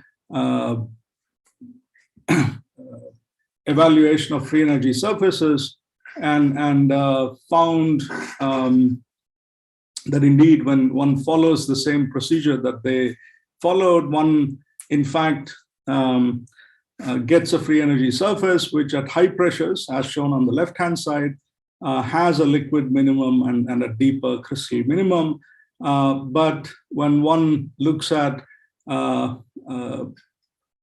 zero pressure, which is basically, the atmospheric pressure in these units is very small. So this is like what you expect at normal ambient pressures. There, the surprising finding, which was also consistent with what Limmer and Chandler had found, was that not only was there no evidence of two liquid minima, in fact, there was no liquid minimum at all. Okay, and this was very surprising because this temperature, 1070 Kelvin, is above the liquid-liquid transition that was estimated at 10 degrees lower, 1060 Kelvin at this pressure, where a very large number of computer simulations show a perfectly stable liquid phase. Okay, so how by performing a free energy estimate, you end up with a free energy surface which shows no minimum corresponding to the liquid phase was a mystery. And to sort of okay, one possibility, of course, is you perform molecular dynamics simulations on a shorter time scale than what you do in order to perform the free energy surface estimation, in which case you could see a transient phase, but this was clearly not the case, right? So there was something to figure out here. And it turns out that the culprit is the measure of crystallinity that has been used, starting with the work of Limmer and Chandler, is actually very inappropriate. And I'll illustrate that as I go along. Okay, so the model, without saying too much, but just to give you a basic idea that we use and have used in the past, is the Stillinger-Weber potential, which is a sum of 2 and 3 body interactions. And the 3 body interactions apply on the angle performed by 3 silicon atoms and enforce tetrahedrality. Okay, if there are any questions, I can answer about this, but that's basically the idea. So it's a classical 3-body interaction potential. Okay.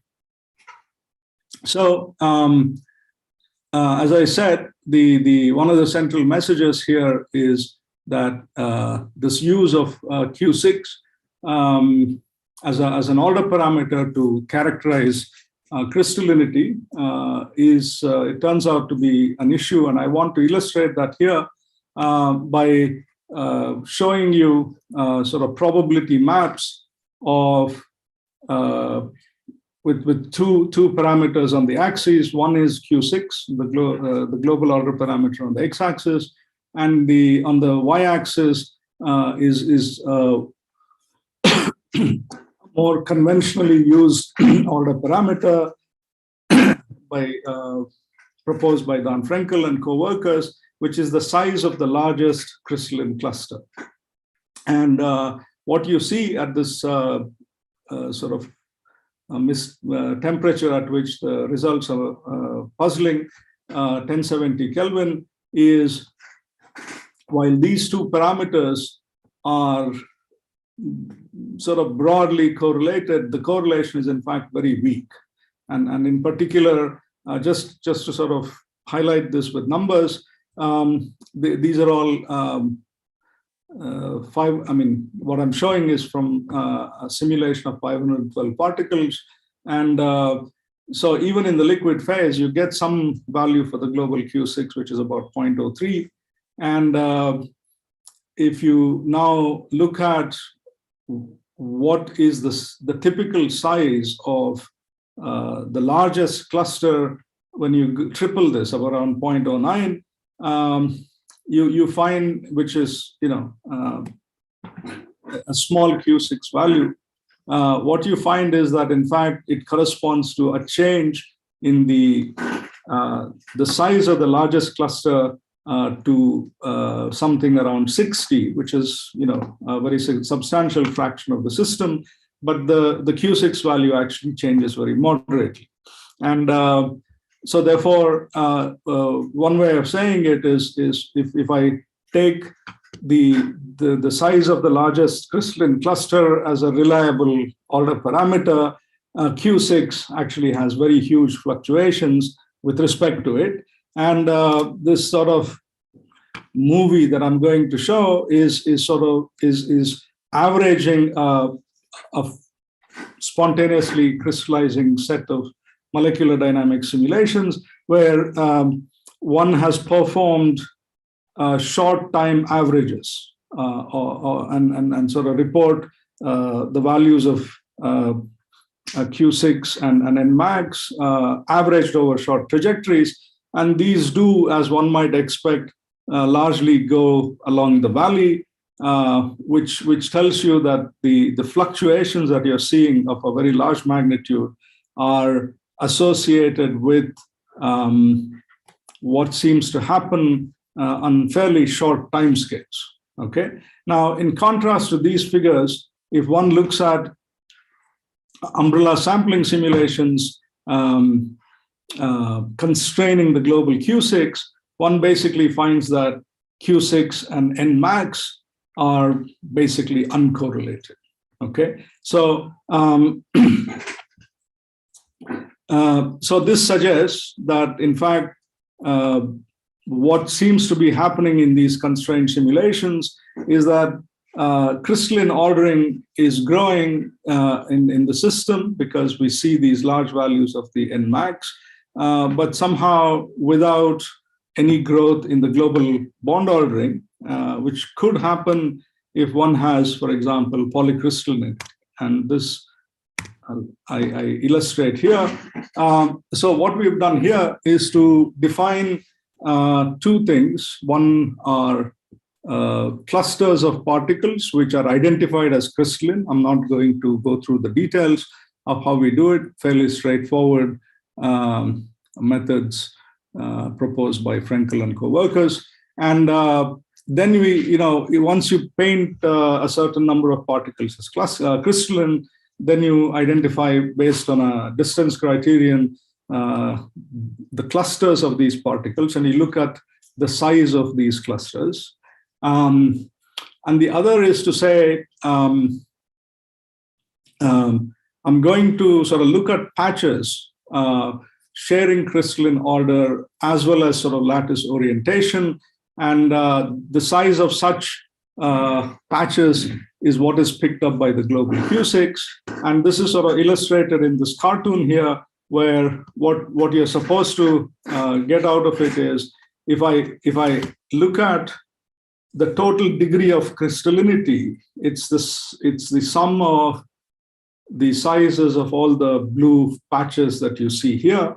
And in fact, if you identifies particles as crystalline based on the local environment, and then looks at their connectivity, one does indeed pick up the size of this entire cluster that has the perimeter marked in red.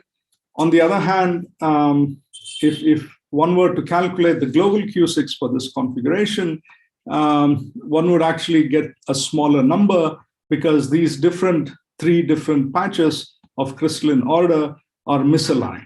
Okay, and this is sort of shown to be specifically a problem when you do umbrella sampling with a Q6 bias.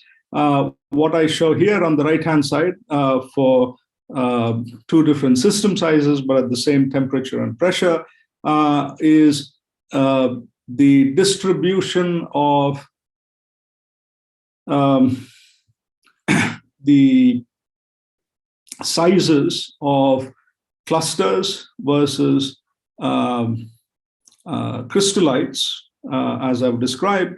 When I do nothing, I don't bias the simulations in any way, and those are the red and the black curves, and you see that they indeed basically give you the same information and the same statistics. On the other hand, when I do umbrella sampling with Q6, I look at then the distribution of crystallites, which are measured by Q6, and the distribution of clusters, which are shown in the green curve. And you see that, in fact, the degree of crystallinity, in fact, is much higher than what is picked up by the Q6 order parameter. Okay, and that's really the problem. And we will sort of see more manifestations of that as we go. Okay, so here I'm not really going to go through this, but just in case, I need to say a little bit. So this is, the standard sort of classical nucleation theory for free energy barriers to nucleation. You have a free energy gain term, which is proportional to the volume of a nucleus, and then you have a surface tension cost, which is expected to go as n the size to the 2/3, and one basically looks for the peak value of this delta G, which gives you both the size of the free energy barrier as well as the size of the critical nucleus, x and or y and x coordinates respectively of that curve at the peak. And of course, if one had equilibrium sampling, the distribution of cluster sizes or nucleus sizes that we see in the system will give you this free energy barrier. But of course, when you have a system that's going to nucleate, if you remain in the liquid phase, you don't sample anything beyond very small values of the nucleus sizes. And if it crystallizes, you don't see anything other than the largest sizes. And this is the reason why one performs constrained simulations like umbrella sampling. So now I already told you that when we do umbrella sampling simulations with Q6, there are problems. So we want to stick to using the largest crystalline cluster size as the order parameter we want, but we also want to be sure that even that will not cause any problems. And so what we do, in particular, because we have a situation where the free energy barriers are small, relatively speaking, we also do a kinetic reconstruction of the free energy barriers using a first passage time formalism I'll mention in a minute, describe in a minute, and we compare the two estimates. Okay, so this is a complicated slide, but this is work due to Reguera and company, where starting with a Smoluchowski equation, you estimate the free energy curve. This is applicable in as long as your order parameter space is one-dimensional, by computing the mean first passage time as a function of the order parameter coordinate, as well as the stationary probability distribution. I won't describe this in any detail, but these data that one would need are shown here. The order parameter we use is the largest, the size of the largest crystalline cluster. And so one can do this and umbrella sampling, I'm sure all of you are very familiar with. I won't go into any description of this, except to say that we use two different kind of bias functions. One is a hard wall constraint that restricts the Nmax values to be within a certain window, and the other is a harmonic bias. This has been done with some care, and we find consistent results. Okay, the advantage of the hard wall bias is that it also, well, actually, no, I'm not saying that right. Anyway, once we have results from umbrella sampling, there are actually two different things that one can look at. One is the distribution of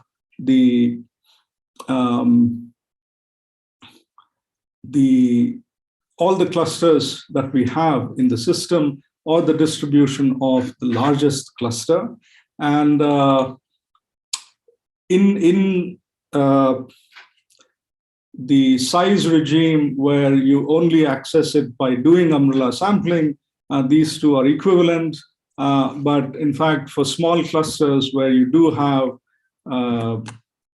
the presence spontaneously in the liquid state of crystalline clusters of different sizes, then P of n is the preferred quantity to get a proper estimate of the free energy curve. Using the statistics of the largest crystalline cluster size leads to the presence of sort of a funny minimum, which has been analyzed and understood. So we basically combine umbrella sampling simulations using the largest cluster size, but we use the statistics of all the cluster sizes that are present for small cluster sizes in order to obtain a reliable free energy curve across all the sizes. Okay. So what do we find? Here is by the way, what time did I start and how much time do I have? So you have 3 minutes, Shrikant. Yeah, I have how many? 3 minutes. All right. I'll stretch it to 5 with your permission, because That's right. Yeah, please go ahead. Okay, so here is what we have in terms of free energy curves at a whole range of temperatures, and the two take-home messages. One is the kinetic reconstruction, and the umbrella sampling results give us consistent estimates, and the free energy barriers are finite. Okay, therefore, this is in particular at this temperature of 1070 Kelvin, where the 2D free energy surfaces indicated that there was no liquid phase at all that was stable. We clearly have evidence that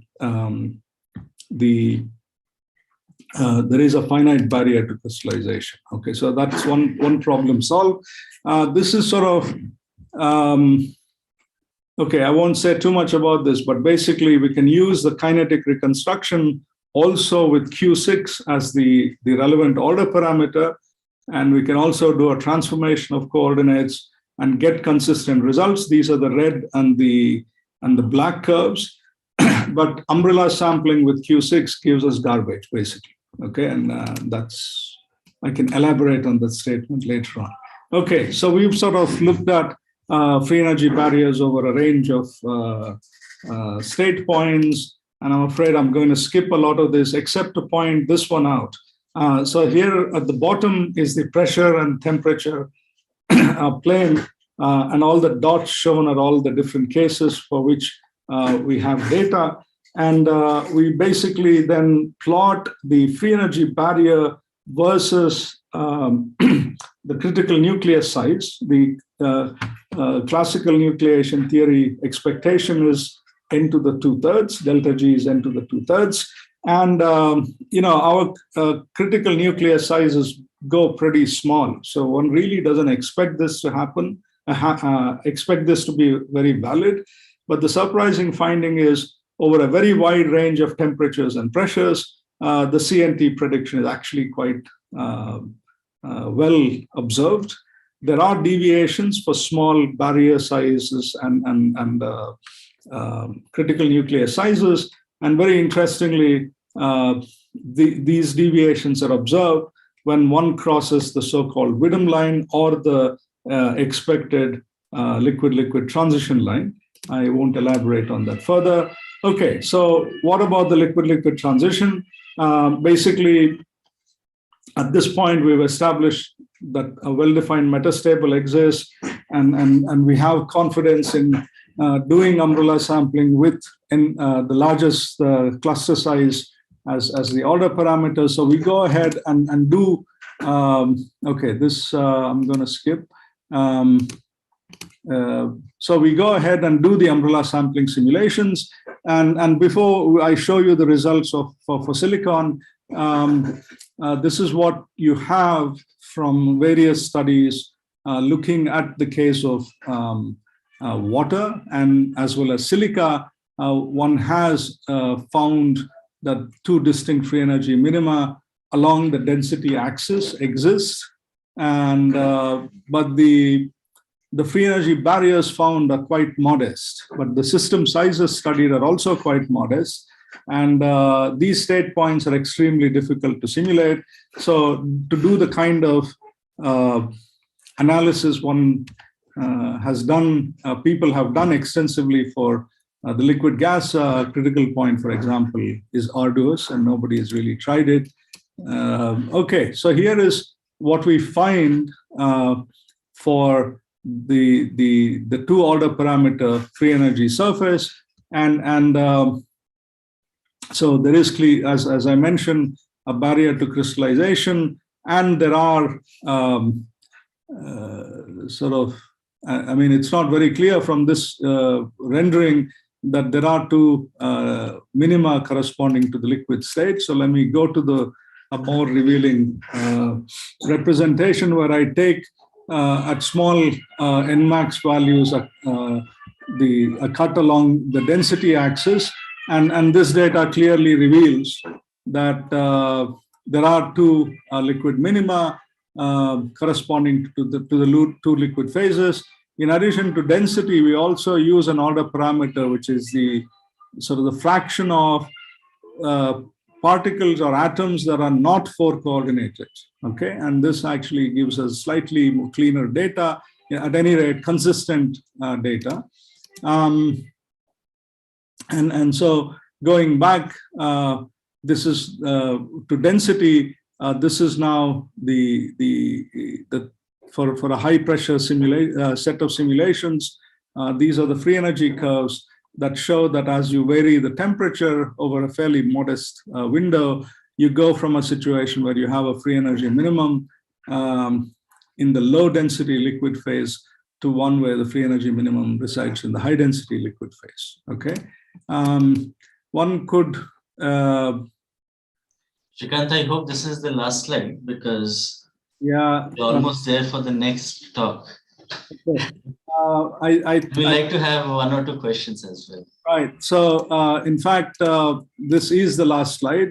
Just to say that you could use different quantities in order to estimate better the free energy barriers between the phases. And here is the summary, which I will actually come back to because I want to end the talk with acknowledgements, of course, for various forms of support. But one thing that but in addition, I want to acknowledge 2 people. Sebastiano Bernini was a postdoc who got this work going many years ago, but then unfortunately did not continue not only his postdoc with me, but a career in science, which is a great loss. But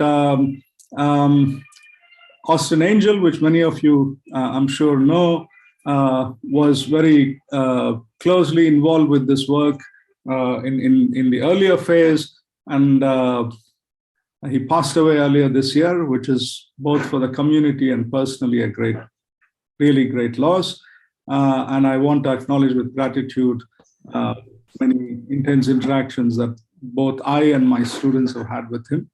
Okay, I'm done. Okay, thanks, Shrikant, for the talk. So we'll take one question. Nishant has a comment. You can improve the sampling and convergence by using TAS. It won't be too much work, as you have already done umbrella sampling. You can add many more CVs if you do TAS without any additional computational cost. For example, you can take Q6, cell vectors, density, etc. as orthogonal CVs. Okay, thanks, Nishant. I would like to follow that up. We're just getting to the point where with whatever we've tried, we have consistent and results that we believe would be nice to explore other possibilities. Okay, Amish has a question. Amish, you can go ahead.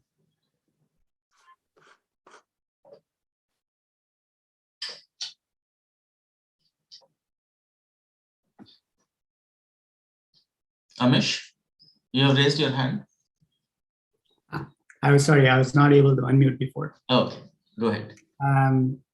I really enjoyed the talk, Srikanth, and I really particularly enjoyed your statement that umbrella sampling with Q6 gives us garbage. That has also been our experience, and the way we've rationalized it was perhaps maybe consistent or different from how you think about it. So I just wanted to get your sense. The way we think about it is that when you start to bias Q6, there are many, many ways that the system can start to change the value of Q6 that don't necessarily end up forming crystal. And those perhaps are pre-energetically less expensive ways of doing that. Right. Is this also, you didn't get a chance to elaborate. So No, so absolutely, when we do any kind of constrained sampling using some order parameter, we have a certain picture of what typical configurations are going to be, and we assume that nature does exactly the same thing, nature being the computers in this case. But there are many different possibilities we don't conceive of. So in fact, with global Q6, this, Frenkel and co-workers had already made an analysis of why that might not work as one might expect.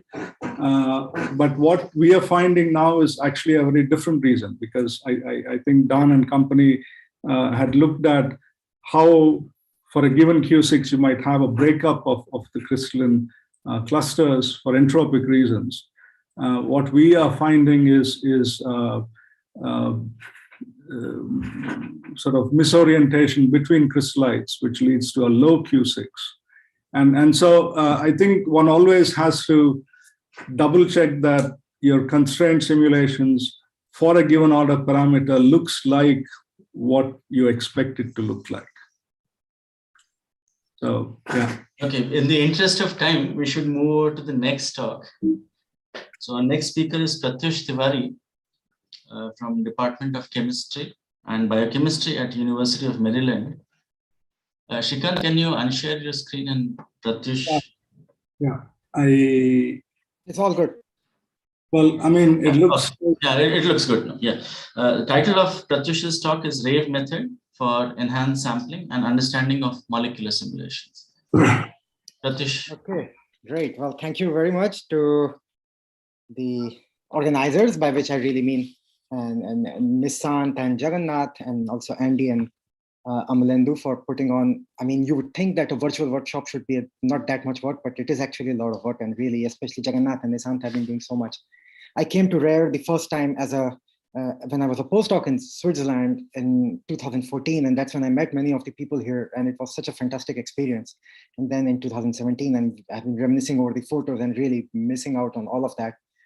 But anyway, so today, first of all, so I'm in College Park, Maryland, which is on the East Coast of the United States. So it's around 11:30 p.m., which is like way past my bedtime. I guess I have become very old. So I thought, I hope I don't fall asleep during the talk. But thanks to all of you for staying here and on the 4th day of this workshop. And today I'm going to tell you about some of the methods that my group has been developing since we started at Maryland 4 years ago. We have a bunch of methods. Mostly I'll be talking about this family of methods called RAVE.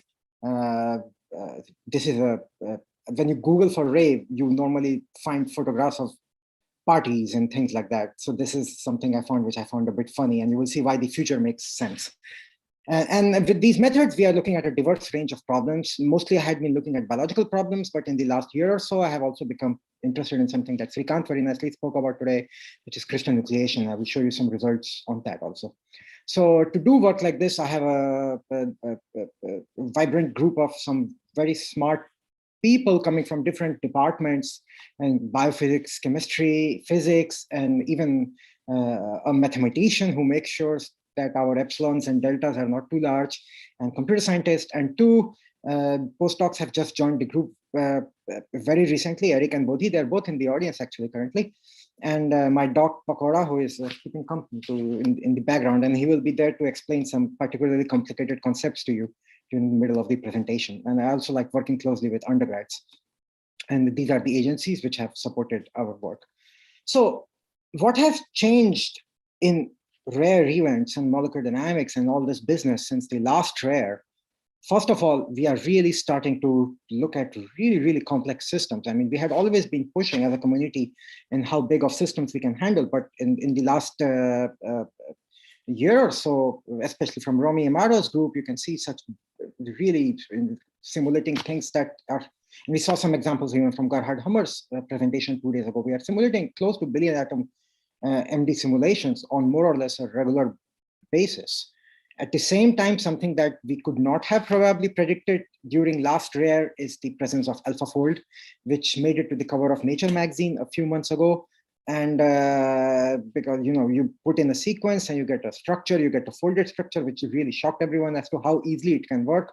And this was considered so huge that Forbes magazine had an article saying AlphaFold is the most important achievement in AI. And if this was not clear enough, they added ever. It's like such a big thing. So have we really done everything with combination of being able to do larger and larger MD systems and AI methods telling us that they can really do everything? Are we there yet? So the answer is sadly no. There are many things maybe yes, but a lot of problems that one might be interested in which are still too hard for brute force MD and methods like AlphaFold. Let's start with AlphaFold. Let's look at a very simple example, which is a small protein known as T4 lysozyme. So a T4 lysozyme, you can make a single point mutation, change an isoleucine to an alanine. That opens up a hydrophobic pocket. Now this hydrophobic pocket is so hydrophobic that bizarre things like xenon, krypton, radon like to go and bind to lysozyme and sit inside the hydrophobic pocket due to their mutual distaste of water and with a pretty high binding affinity. But in order for this to happen, this phenyl ring that you're seeing moving along must not be blocking the entry to the pocket. If it is blocking the entry, then, which is the excited state of the protein, which happens 3% of the time, then the ligand cannot bind. Now you make a second point mutation, the ratio of these two states changes. Instead of 97:3, it becomes 66:33. If you change it one more point mutation, the ratio completely flips. Now the ligand is never going to bind. So the question is, if you put these three sequences through AlphaFold, does it tell you anything about this flip in conformation landscape? This is really easy. If it was not so late, I would have run it on Google Colab and showed it to you right now that it actually doesn't do anything. What AlphaFold tells you is all three structures, the phenyl ring is in a very good position. The ligand can go and bind. So this is a huge problem and as you can see, this side chain arrangement and things like that. And we have many more examples where we can show how AlphaFold, first of all, it gives you only one structure, which is already a problem. But more than that, it can give you the wrong structure. So the predictive power, one has to be very careful about it. The second type of problems we are very interested in here, I'm showing you a collage of work that I started doing during my PhD. I became very interested in, we heard about nucleation in the last talks, but nucleation is not just crystal nucleation. Nucleation could also be nucleation of a dislocation. In this case, you are compressing a FCC nanopillar. And as you compress this nanopillar, a Shockley partial dislocates and moves, and you form a BTC region in the middle. Or you could be interested in how thin films grow. You deposit some atoms on the surface of a thin film, and these coarsen and form a thick layer. Or you could be interested in how different polymorphs of a atomic or a molecular system nucleate, and how these polymorphs move from one polymorph to another. What is the pathway, things like that. And classical nucleation theory, as we saw in Srikanth's talk, has been there for a while. When it works, we get surprised that, wow, it is actually working because it's so simple, because it makes such assumptions. So these are all the things that I think just brute force MD or methods like AlphaFold or AI in general can help with, but this pathway is not so obvious. So, and why are these problems so hard? Well, because molecular dynamics has a rare event problem. This is the title of this workshop. We know it's stuck in one basin. And we have all these beautiful methods like metadynamics and so many others, where we have the promise of filling up the landscape. Only if we knew a good reaction coordinate, we would fill up the landscape, escape back and forth, and do everything. So the thing with these methods, and here I'm really writing any method that you can think of, be it umbrella sampling, metadynamics, or adaptive biasing force, is in practice, these methods work for any choice of projection, any choice of biasing variable, sorry, in theory. In practice, you better have a sense of the slow degrees of freedom. If you are missing out on that, your umbrella sampling, you could run WAM on your umbrella sampling, you will get a converged answer, but you will never know whether it's correct or not. So this is this is a chicken versus egg problem. You need to know the slow degrees of freedom beforehand, and otherwise the method might not be reliable. And at least in the context of metadynamics, one of the things you can do is, if you have a good enough reaction coordinate, you can not just get the free energy, you can also use directly basically ideas out of Art Voter and Helmut Grube-Mueller, known as hyperdynamics or conformation flooding, to get the kinetics also. And we called it infrequent metadynamics. It's widely used now. It gets criticized, but often once in a while. But the point is here that it tells you when it can be trusted or not. And if you have a good enough reaction coordinate, you will find that it actually gives you very trustable answers. So all of this is great, but we need to know the slow degrees of freedom. So why is it so hard to find out slow degrees of freedom for enhanced sampling? Let's start with a very simple picture. This is a model system out of a review paper written by Gerhard Stock, where I'm showing you a 6-state system in 2 dimensions, okay? R1 and R2, you have 1, 2, 3, 4, 5, 6. I project these on R1. When I project it along R1, and now let's forget about this 2 degrees of freedom. If I just look along this one, it looks kind of beautiful, right? I have 6 different clusters, well separated. And if you didn't know anything about the higher dimensional, you might be led to think that, well, I am getting nice separated clusters. This must be useful. But as you can clearly see, it's very, very wrong, because, for example, from state 4, it shows you can move to 1 or you can move to 2, which is completely misleading. So in this 2-state system, we can say, yes, of course, R1 is wrong. You have to have a 2D projection.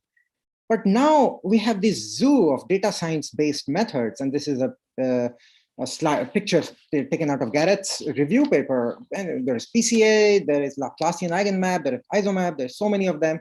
These produce clusters, and we tend to buy them blindly. We think, well, it's coming out of a data science method, therefore these clusters must be reliable. And so, yes, the clusters might be reliable in the sense that even in this picture, the probability distribution along the clusters can actually be correct. There might be, from a free energy perspective, there is nothing wrong. From a mechanistic perspective, this projection is very, very wrong. So when we use these dimensionality reduction methods, just because they are producing nice clusters, does not mean in any possible way that they are good variables for performing enhanced sampling. And we have to be careful into why any such method will give us variables for enhanced sampling. So, and there is a variable that lurks around, which is perfect for enhanced sampling, which is known as the committer. It was first supposedly introduced by Onsager. If you go and read this paper, you won't find the word committer in it, but I guess the ideas are there. And then popularized by Van den Eyden, and actually Vijay Pandey really started popularizing it in late 1990s. And I'm not going to go into what the committer is, and because I think most people here know it. It's expensive to calculate. There are ways to do it on the fly, but it still stays expensive. One of the things I have been doing with my mathematician student is to look at ways where you can get the actual committer surface very accurately if you're willing to put in all the effort. So I'm really proud of this paper because it is under review in a journal that I thought I would never publish in. It's called Applied and Computational Harmonic Analysis. So this paper has theorems and corollaries and lemmas. It's just beautiful. But for now, today, what I'm going to show you is to how we are using methods from mixing methods from AI and StatMech to come up with careful ways of thinking about what a reaction coordinate might be and how can we get approximations to the committer in computationally efficient manner. So we have a range of methods. Today I'm entirely going to talk about this information bottleneck method, which forms the base of RAVE. So what is information bottleneck? The key idea goes back to Shannon in early 1950s. But in the context of something called rate distortion theory, I will show you how Bill Bialek has popularized it in 90s and later. So Bialek says, if you're trying to come up with a model of a system, what do I mean by model of a system? This could be very generic. For example, the input could be the temperature of all cities in India today, and the output might be the temperature of Kanpur tomorrow, or the output might be the temperature of all cities tomorrow. And I'm talking about today and tomorrow, but you don't even have to have a time factor here. You might have some input and you might just want to predict something at the same time. But a general model should have two properties. First of all, it should do a very good job of prediction. If you're not being able to predict what you want to predict, then what good is that model, right? So you should have this structure where the funnel opens up on the prediction side. At the same time, the funnel should be closing on the input side. It should be compressing the input as much as possible. Why? Because if you're not compressing the input as much as possible, you are basically committing the data set to memory. You are not filtering out the signal from the noise, and you're just committing everything to memory. On the known data set, you might do a very good job, but if you try it out of context, it won't work. You won't have predictive power. So I always like to think of it as, because I've been teaching an undergrad class here these days, it's like undergrads who can reproduce homework problems. If I give the exact same problem in the exam, they can do it completely right. But if I change anything, they completely fail. And this happens, I'm sure many of us have experience with this. So mathematically, this can be written as an objective function where you are minimizing the mutual information between the input and the so-called bottleneck variable, and at the same time, maximizing the mutual information between the bottleneck and this output. So you have a difference of two mutual informations. You can put a control parameter beta, which you can tune. And if you put beta is equal to 1, and your input is the same as the output, then you recover something which we have seen many times in this RARE conference, which is known as variational autoencoder. So this information bottleneck is a generalization of a variational autoencoder. And in principle, we are done. We have some MD trajectory, which could be a trajectory of all atom coordinates. In our case, we don't use all atom coordinates. We use order parameters. For example, like Shrikant showed, this input could be a trajectory of Q6, Q4, Frankel-10 Volde, 50 different or 100 different or maybe 200 different parameters. And you want to predict the value of these order parameters slightly into the future. Or maybe you want to predict where the crystal is nucleated or not nucleated. And we'll talk about what exactly the output looks like.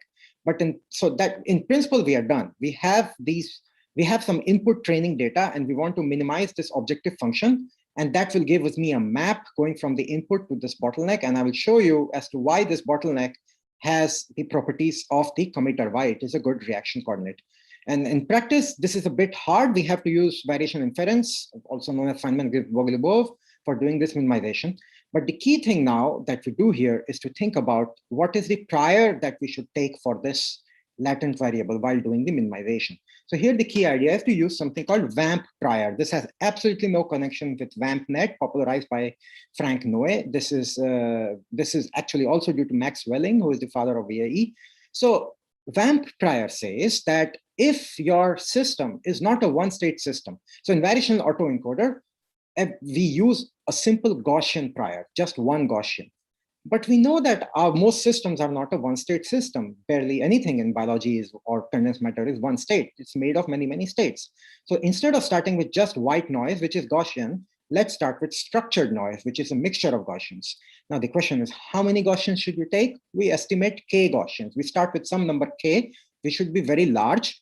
And then we try to predict the future state of the system, whether once we go to examples, it will become clear. And we iterate through this process to adjust the value of k. So what do I mean by this? Let's look at a 4-state system. Here the input is x and y, okay? And I discretize it. I don't know how many states this system has. Let's say I don't know this free energy. So I discretize it. I say, let's say it has 10 states. And I try to predict it some time unit into the future. And what I find is out of the 10 states, 6 of them, the population disappears. And I'm left with only 4 states. I run it one more round, a few more rounds, and I find it converges. So as I keep doing this, I automatically recover that 10 Gaussians were not needed. I need only 4 Gaussians. And you can see I have recovered this 4-state structure. Now, if I make delta t larger, I would not have recovered 4-state. this fast barrier would have disappeared and I would have recovered 3 states. And we can see that for alanine dipeptide. So I think Greg made a nice comment as to how in his group, he stops everyone from working on alanine dipeptide. In my group, I'm opposite. I encourage everyone to start with alanine dipeptide, of course, go on to bigger systems. In fact, I encourage them to start with model systems where we really have rigorous theory or analytical results to guide us. So for an alanine dipeptide, again, we start with 10 states. If you look slightly into the future, we recover 3 states corresponding to these 3 well-known metastable states. If you look slightly longer into the future, we recover only 2 states, and this barrier becomes irrelevant. So you can see what's going on here. Unlike Markov state models, where you have to go to a longer time delta t to become Markovian, here the delta t, how far into the future you're predicting, is a filter. And by changing this filter, you can change the resolution that you are applying to your system. You can change the number of, it's essentially like a code screening parameter. And what we show in this paper, first of all, you can see intuitively why this might be the committer, because all we are doing is to predict the probability, as I showed here. This is the probability vector. What is the probability of committing to a given state? So for construction, it is doing what a committer does in a 2-state thing, but it's a generalization to multiple states. And in this paper, we showed also for model systems, we didn't prove mathematically, but for model systems, we show we get as close to a sharply peaked committer as you might. Let's go to something more complex. Let's ramp up the complexity a little bit. We look at ion pair dissociation in water. This is work done with my colleague John Weeks here. We have sodium chloride ion pair in water, and here the question is, what is the reaction coordinate? Is it just the distance between the ions, or do the number of water molecules, the bridging waters between the ions, also matter? So if you look 8 picosecond into the future, these 10 states disappear into 2 states. If you look 2 picosecond into the future, you get 3 different states. If you look 0.4 picosecond, you get this wetted, dewetted configuration right in the middle. And once again, you can calculate the transition state ensemble, which is in very good agreement with likelihood maximization. What's even more interesting here in this paper, which should be out in JPCB, I guess, soon, is if you turn off the long-range forces and just use a Gaussian truncated model, you still get the same transition state ensemble, which is interesting.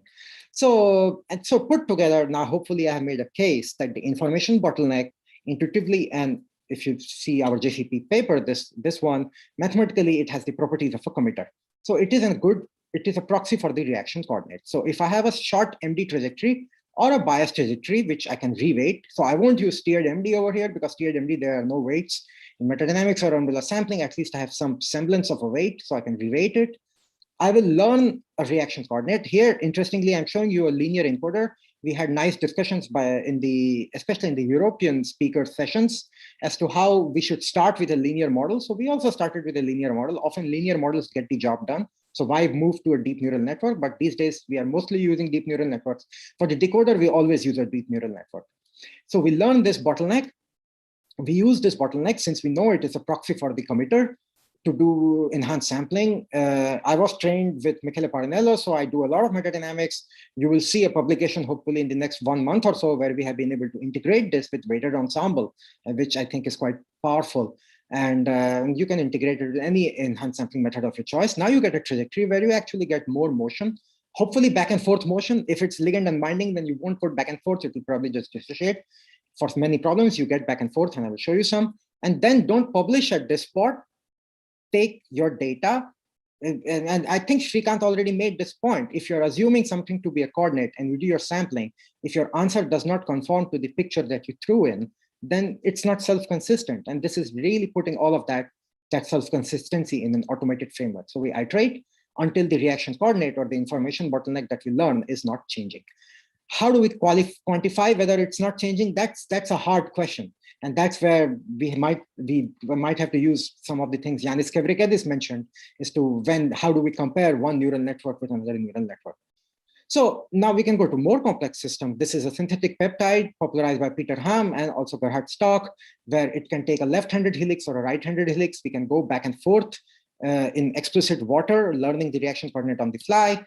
We can fold and unfold GB1. It's nothing groundbreaking here. This has been done for a long time. But the key thing here is, for all of these, we are learning the reaction coordinate as a function of different structural order parameters. For this one, we are learning it as a function of something like sines and cosines of 10 different dihedral angles. So maybe 22 different order parameters. And we are mixing them. As you can see in unbiased MD, the sum of all those dihedrals just stays trapped in one basin, even if you go to 500 nanoseconds. So we take this trajectory, which has not yet seen the other basin. We train RAVE on this a few rounds, and this is how beautiful the trajectory looks. We get back and forth motion without any problem. And yeah. So we can look at ligand permeation through membranes. This is a tiny ligand, nothing like what Ron Elber showed, just benzoic acid. In this case, it has to diffuse. It's entropic to get till here. And then it has to do like a somersault, because this part of the charged part gets stuck over here, and it has to flip, and then it gets to the other side. So now the nice thing here is, so if you have a very fast time scale resolution, you get lots and lots of states, almost like a David Wales type of picture. And as you increase the delta T, many of these coalesce and become less number of states. At any point of time, you also have some committer, approximate information about the committer out of this. And yeah, we have more applications. We can look at how ligands dissociate from kinases. This is a work currently under review at Angavante, where in this case, this is a kinase where this drug called Gleevec, which I'm told, it's like, you have, for 1 year of Gleevec, you have to pay around $100,000, which is really prohibitively expensive. And it's a blockbuster drug, but patients develop mutations. And we have all heard about mutations these days in the context of COVID. So many of these mutations you can explain just by looking at the binding bound structure as to why this mutation might make the drug ineffective. But some other mutations are far from the binding pocket. So it's hard to explain why the drug might have a role. So one such mutation was synthesized by our collaborator at National Cancer Institute, which leaves the binding affinity same, but changes the kinetics. So we performed, in this case, this is not RAVE, this is SCOOP, which is a similar method, and we are mixing both of them. So you can see how flexible protein is. And we can reproduce the residence time that they found experimentally. More importantly, if we can get different pathways, we can explain why is it that the mutant is faster. So for the wild type kinase, the ligand has the mutant, the drug has to go through this hinge region, which is, I always like to think of in-person seminars, and when it gets late to the end of the seminar, like it's happening in my talk right now, and there is only one door to leave the seminar room, and it is next to the speaker, then it's kind of awkward to go through it, right? So it takes time for you to go and open that door. But let's say there is a back door which you can open quickly, and then slowly you will find that the students are quickly leaving without any with lesser barrier. So that's what happens here. When you make this mutation, it does not affect the binding affinity because the direct interactions with the drug are not affected, but it makes a certain part of the kinase more flexible, and which allows this back part of the kinase to breathe. This alpha helix rotates, and this allows the ligand a faster pathway. And I'm going to skip this. We have similar things on RNA. So I showed you some small peptides. I showed you kinase. This is a riboswitch. And here again, if you do MD, you get decent agreement with the experimental flexibility profile. This is C2C2 fluctuation measured in MD, and the red is the experimental shape flexibility. And you can see that the force fields are actually capturing most of the fluctuations, but the thing doesn't dissociate. So you do RAVE on this, and you can get different dissociation pathways on the basis of which we were able to predict which mutations in the riboswitch that were not obvious from the crystal structures would affect the binding of ligand number 1 and not affect the binding of ligand number 2, and vice versa. So basically we could I know I'm going through it very quickly, but the point being here is that on the basis of these simulations, we could go and predict if you make a certain mutation, this ligand on the left will show a certain binding profile, and which these are experimental plots. Our predictions were validated nicely. And for the other ligand, you will see a different behavior, and that was also validated nicely. The reason I was rushing through is because I know there are so many nucleation experts in the audience, and this is something we have started looking at. So with these methods, what's the point in doing long time scale MD if it works on only one class of problems like ligand dissociation, right? It's nice if the methods are generically applicable. So we have been able to use these methods. In this case, I'm showing you again results from SCOOP, which is a similar method to RAVE, with their advantages and disadvantages, both of them. So here I'm looking at nucleation of urea. So if you do density functional theory on this to predict polymorphs at 0 temperature, you will get a jungle of answers. There are so many different polymorphs that can form. As you go to higher temperature, of course, entropy, all of our best friend starts to play a role, and many of these polymorphs disappear, and you're kind of left with two polymorphs that matter apart from liquid. There's a high pressure polymorph, and there is a one of these form 1 polymorph. And you can distinguish these polymorphs using the two angles between these vectors, θ1 and θ2. So here, in a very nice paper from the Parinello group, they introduced this entropy variable, which is approximate entropy. It already needs G of R, so you can see why it's approximate, because we don't know the G of R to begin with. But what Michele and his then PhD student, Pablo Piaggi, now with Roberto Carr, showed that if you bias entropy coordinates, you can get good sampling, but it's still quite slow. So here we took the entropy coordinates and we mixed in other things like structural order parameters, number, enthalpy. We also did Q6. In this case, the weight of the Q6 in the reaction coordinate is quite low. The reason being that Q6 is good for solid liquid. It's not very good for differentiating different polymorphs, right? So it doesn't matter for this process. What we see here is the reaction coordinate is primarily entropic. The polymorphic transitions are primarily driven by entropy, but the other things also play a role, and you cannot ignore this. In machine learning language, you would say these can be regularized out, but not really. That's like saying, this is my meal, these are the spices, and the spices are in small amount and they don't matter. That's not really true, right? It really do matter. They really do matter. And now I forgot to put the time series here, but you can see already from the movie, we have back and forth movement. We have reversible movement between different polymorphs, and we can converge the free energy of different polymorphs with respect to liquid. We get the right ranking. We can take the difference between these two polymorphs, use the thermodynamic relation, dg is equal to v dp minus s dt, and calculate the pressure at which this metastable polymorph will become more stable, and we get approximately the right pressure. And now we are moving on to more complicated things such as urea nucleation and solvent. And this is a nice movie to stare at, because you see when the crystal forms, you can stare at it and see all sorts of amorphous business going on. It's anything but spherical. If you wait till the very end, you might be led to believe that it was spherical all through.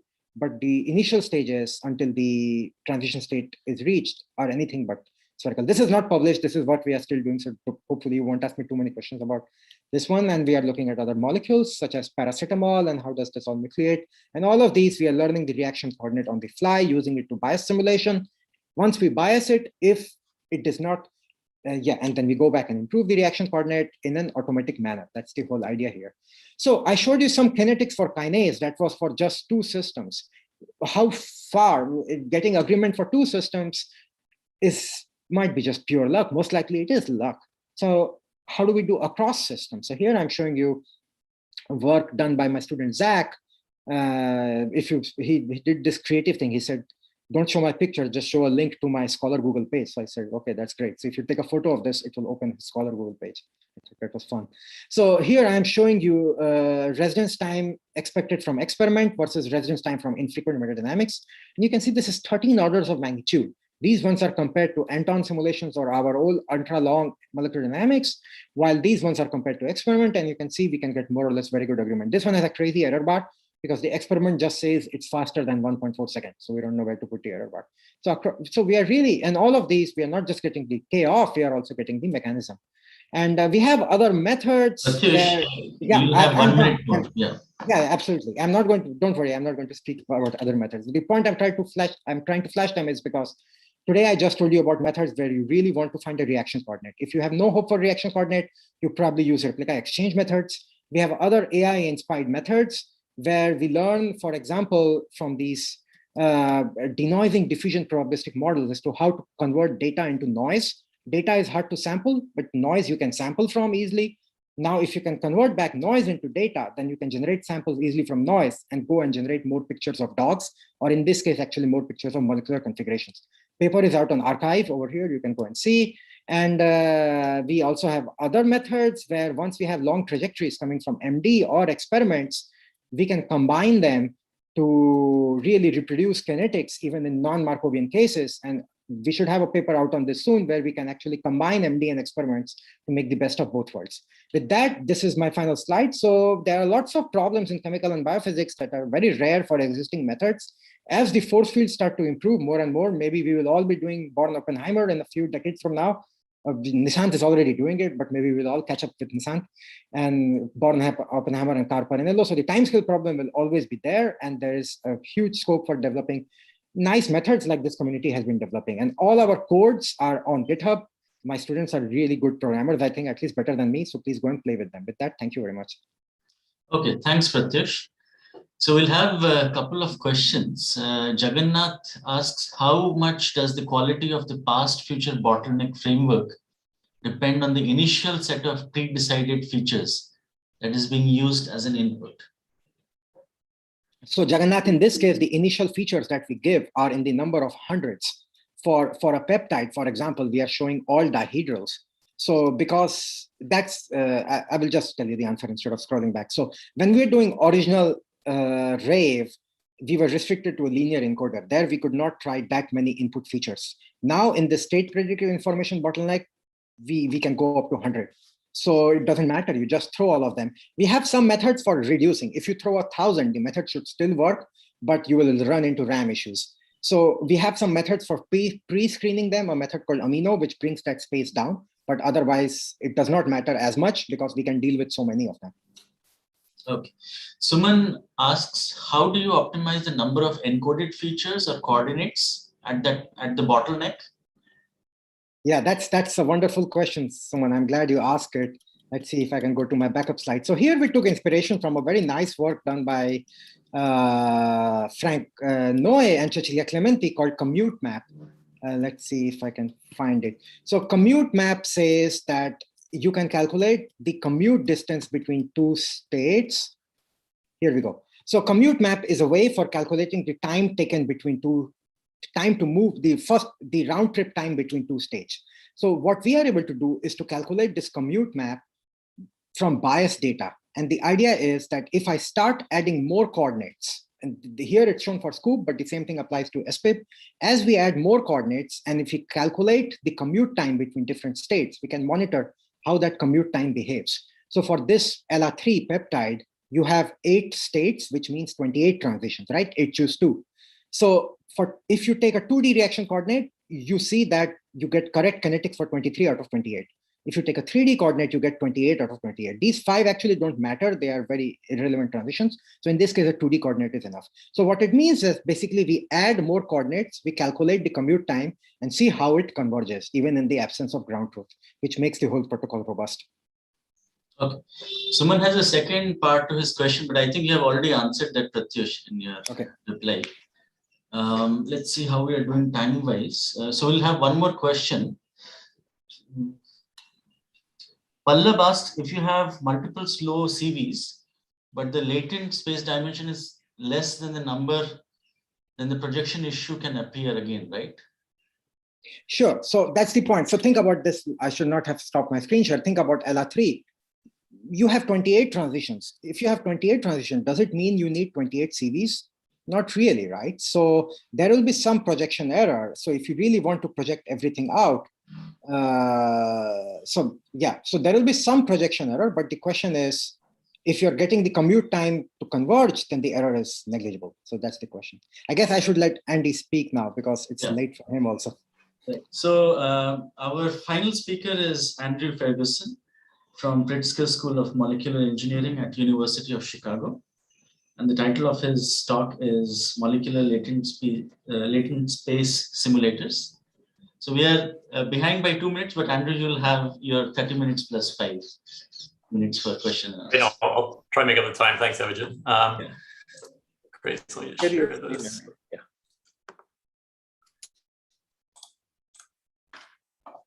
Can you see this okay? Yes. Yes. If you can just share, have the slide. That's good. We can see. Great. Great. So thanks so much. So it's a great pleasure to be here. It's been a lot of fun organizing this conference with Pratyush and Nisanth and Amalendu and Jagannath and bringing everyone together across time and space and many, many different time zones. But the conference has been really spectacular, and I've really enjoyed the talks. And so I'm really glad we could make this happen together. So I'd like to tell you a little bit today about some of the work we've been doing on molecular latent space simulators and how we've been applying those very recently to sort of the design of molecular degraders. So first of all, just let me make some acknowledgements. And so this is work that was the latent space simulator part, at least, was done originally by my ex-student, Wei Chen, who's now making a lot of money in hedge funds, and my ex-postdoc, Dr. Haitham Sidki, who's now working down at NIH and was funded by NSF CHE. And then we do have a startup company with my colleague Brahma Ranganathan. It's a couple of years old now, and I just have to make the disclosure that the startup had no role in the work that I'm presenting today. So here's sort of the motivation, and so I think this has been said many times in many different ways by many different people. But limitations of molecular simulation, I think, was nicely put. At least the first reference that I've seen by Martin Karpelos and Greg Petsko in 1990 is the potential energy functions and the lengths of the simulations. I think Peter sort of mentioned this earlier today as well. And then, of course, the quote from George Box that all models are wrong, but some are useful. So hopefully you can make a useful model to help you get around a couple of these things. And so when we think about these limitations sort of in molecular simulation, one is sort of course, the force fields, which leads to systematic errors. And then there's sampling, which is statistical errors. And I think a lot of the work that is being discussed in the conference is really trying to engage the second of these. And that's really the one I want to discuss today also. So how does one improve sampling? And so how can one sort of get around this problem of sampling? And so really the difficulty that we're all confronting is that molecular dynamics is slow, it's expensive. And so really mathematically what we're doing is simulating this propagator that you have a microstate configuration at time t. You'd like to know what microstate you wind up in time t plus tau. And so you're sampling these transition density elements. And the way that we sample those is deterministically by computing the derivatives of the Hamiltonian, propagating the forces, F equals ma, etc. And that's a very slow operation. And so you could say, well, could you sort of learn these transition elements? And so in principle, I suppose you could, but in practice, this is intractable because your microstate space is 3n dimensional in coordinates and 3n dimensional in velocities. And so fundamentally, just by cursive dimensionality, it's intractable to learn robust models for these things. And so then the question becomes, well, is there a lower dimensional model that one could learn instead?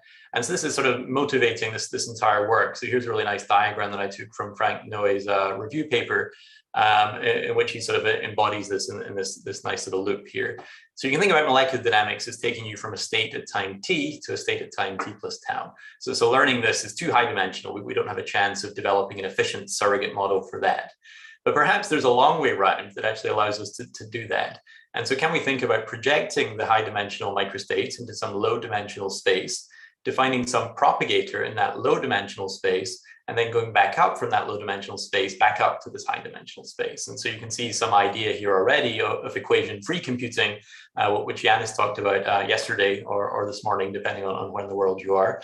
And so the idea is that there's perhaps these three back-to-back learning problems: finding an encoding to a latent space, a propagation in that space, and then a decoding. And if you can dial these in just right, perhaps it's a much more efficient way of getting from this state to this state than doing a molecular dynamics integration. And so what I'd like to describe today is how we sort of solve these three problems, stuck them all together, and develop this thing that we're calling a latent space simulator. So the encoding problem, the propagation problem, and then the decoding problem. And so really this is sort of pictorially what this looks like, that we have some training data. We have some long-ish molecular dynamics training data, and that can be continuous or discontinuous. I'll talk about both versions of that. And then we'd like to sort of learn over that data how to project it in this low dimensional space. And you should project into slow variables, because those are the variables that are giving you your sort of long time evolution of the system. So I'll just describe how we learn those things. Then learning this propagator in the latent space. And it turns out that this thing can be sort of a millionfold cheaper than doing MD. And then of course you want to go back up to your atomic space after you sort of learn how to propagate this efficiently. So conceptually, you can think about this as sort of an analog to Markov state models. So Markov state models are discretizing the configurational space into discrete chunks, and then you learn sort of jump processes between the chunks. And so the way that the Markov state model gains its efficiency is through the dimensionality reduction into sort of the discretization of the conformational space. What we're going to do here is a different sort of dimensionality reduction, where you sort of do a dimensionality reduction into the leading slow modes of your system. So you retain only the slowest collective variables, and that allows you to learn this low dimensional efficient propagator and go back up here. And so in doing that, we actually are able to be fully time continuous, whereas in a Markov state model, of course, then you're jumping between states, and that may offer some advantages in certain cases. So let me describe each of these pieces. And so what are the right variables to project into? And so we've heard of many different possible dimensionality reduction techniques over the course of this conference. And so principal components analysis, diffusion maps, isomaps, etc. These all things typically are learning the high variance collective variables. Typically what you actually want are the slowest relaxing collective variables. So you should be thinking about things like TICA and its derivatives, which is basically what we're using to give these slow variables. And so these are the ones that are going to govern your long-term evolution. And so it's really the ones you want to build your model in.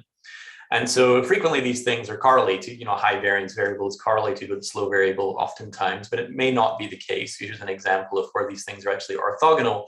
This is a diagram I took from the MSM Builder documentation. You have two parallel valleys next to one another. If you have a ball bearing rattling around the surface, it's going to move in this high variance direction.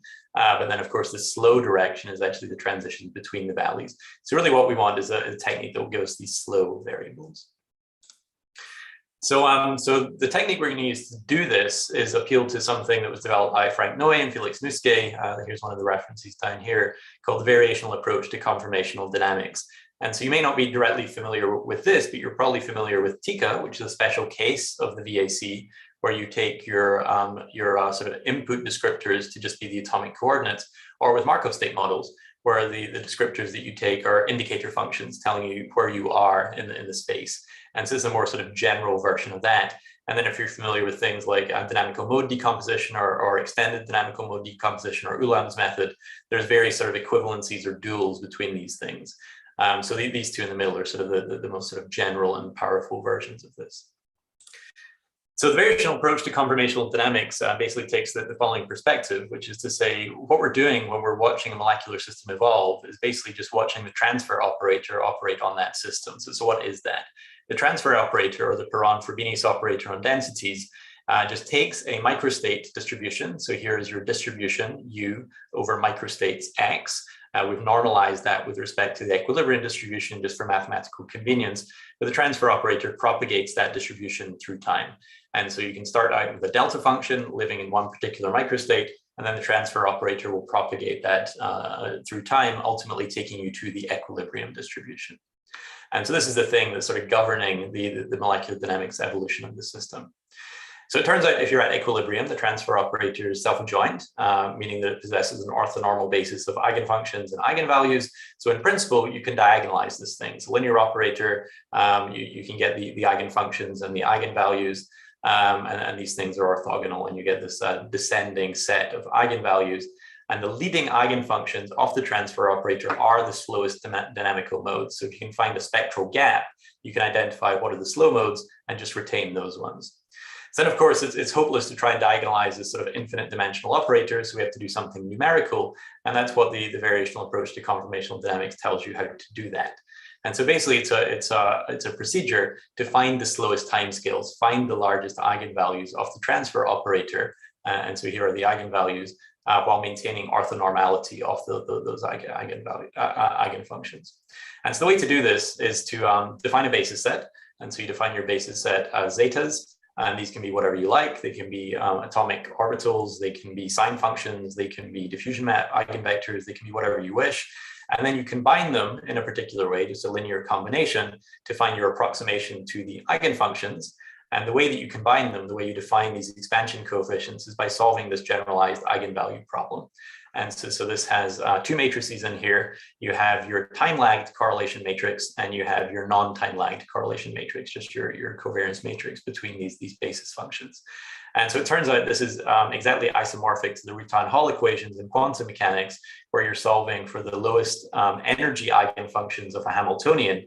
Here we are solving for the slowest eigenfunctions of the transfer operator. So it's exactly isomorphic to that. And so basically what it boils down to is you can just pick some basis set, solve this problem, and get your eigenfunction approximation. And that's essentially what you're doing with TICA.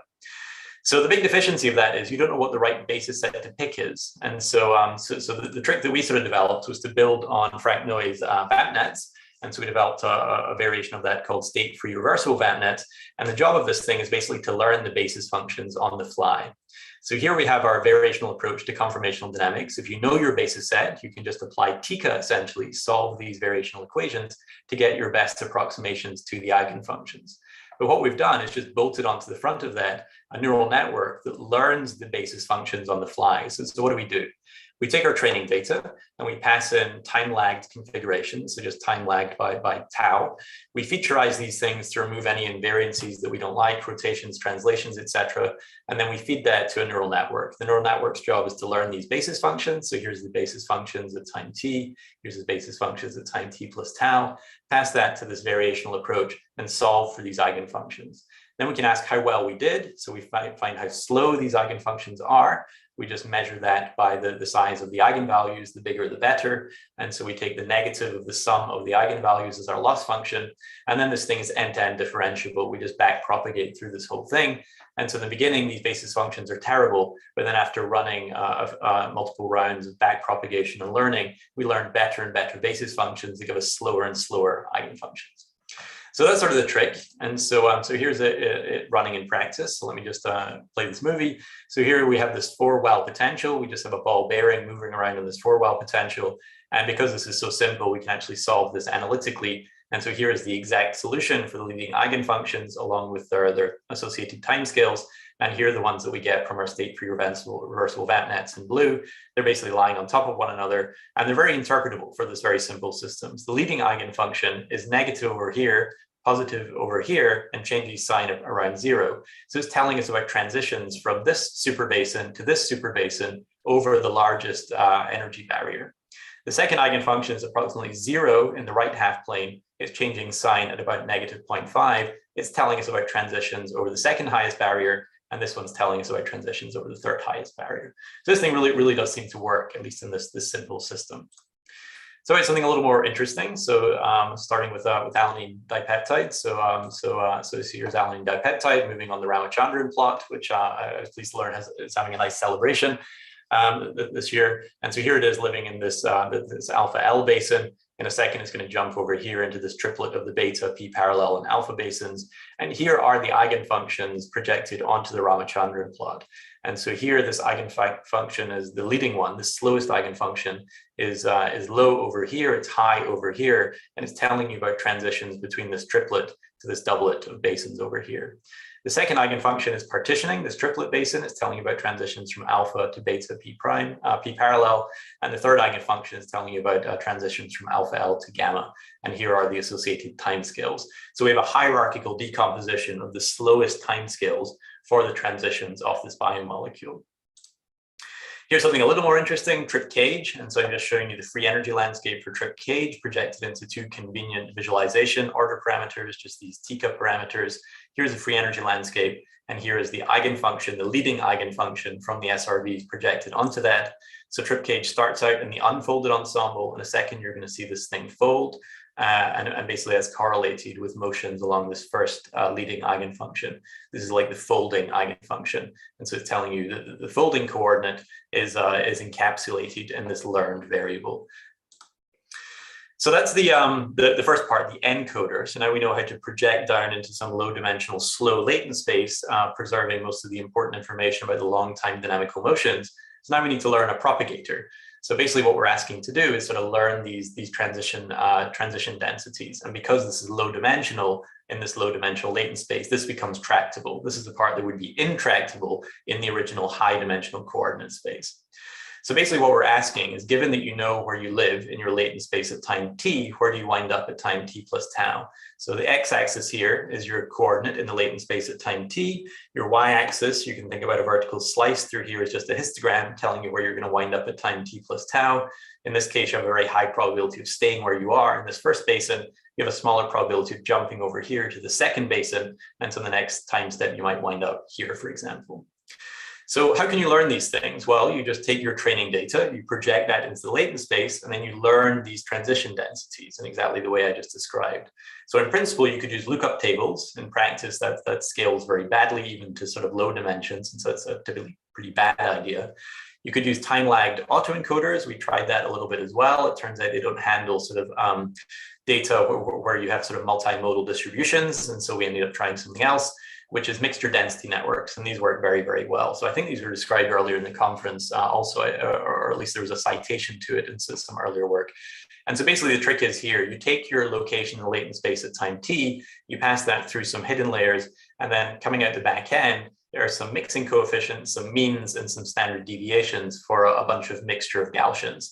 And so basically you have some position-dependent means and variances for your Gaussians and position-dependent mixing coefficients. And that's what's giving you this histogram of where you're going to wind up at time t plus tau. So this is like this vertical slice through here where you wind up tau time units in the future is now represented as this mixture distribution. And this works very, very well. Then finally, you'd like to decode because you know where you are in the latent space. You'd like to know where you are in the molecular space. And so for that, we use a conditional Wasserstein GAN. And so we take our training data. We know for each point in the high dimensional molecular space where you are in the latent space. And so we condition again on your location in the latent space. So here's the location in latent space. It's conditioning this generator that's also receiving this random noise. And the generator's job is to generate molecular configurations consistent with your position in the low dimensional latent space. And then we compare those to the true data in our training data.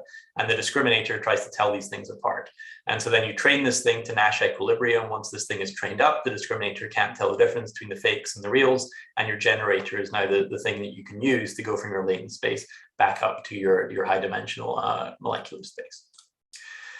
So let me just skip over this one, just go right to trip cage. And so here we applied this to trip cage mini protein. We trained up this latent space simulator. So I'm just going to play this movie. And so we trained it up over the D. Shaw 208 microsecond molecular dynamics data set. So here is the D. Shaw training data projected into our first coordinate, our folding coordinate. And you'll notice that I think Pratyush also mentioned this. There's only 12 folding events in this entire trajectory. So very undersampled folding and unfolding. But nonetheless, we do have reasonable data here to learn over. And this thing we estimate cost about 2.5 million CPU hours. So we trained up our latent space simulator, and this is what I'm showing you here. This is not an MD trajectory. This is a latent space simulator trajectory superposed on top of the folded state. And you can see this thing is folding and unfolding. So here's the synthetic data. It's moving around this folding coordinate. And so this thing is really actually generating the correct folding statistics, and the molecular configurations are very realistic. And so it's really generating this thing very well. The big benefit is that we could generate this data in just 5 GPU seconds. It's very, very cheap to produce this long trajectory.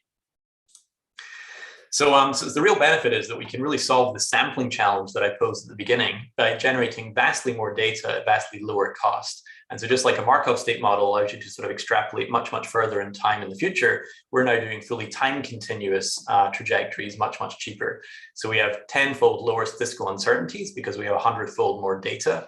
We have 1,000 folding events in our latent space simulator because it's 100 times longer compared to just 12 in our molecular dynamics.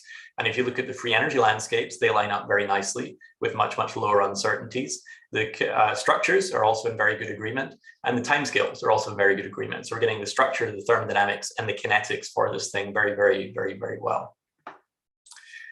So now I'd like to describe some very recent work of applying this thing to something a little more ambitious, which is molecular degraders. And so degraders are heterobifunctional ligands that basically their job is to recruit a ligase to a target protein to form a ternary complex and induce proteasomal degradation of the target.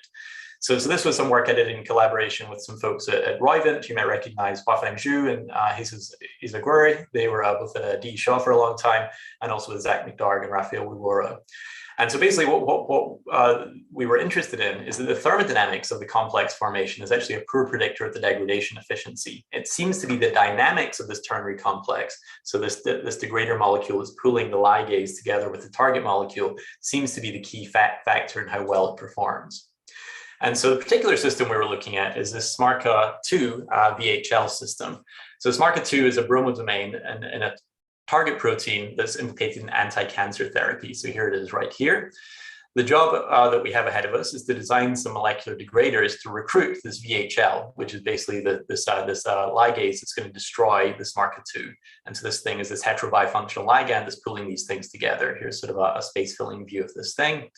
It's known from the literature that there's sort of 3 degrader molecules that work reasonably well, ACVI1, PROTAC2, and PROTAC1. And the efficiency of these things is in the following order. So ACVI is the best one, PROTAC1 the worst one, PROTAC2 is in the middle, but they all have similar thermodynamic binding. And so it's not the binding that's dictating this order of efficiency.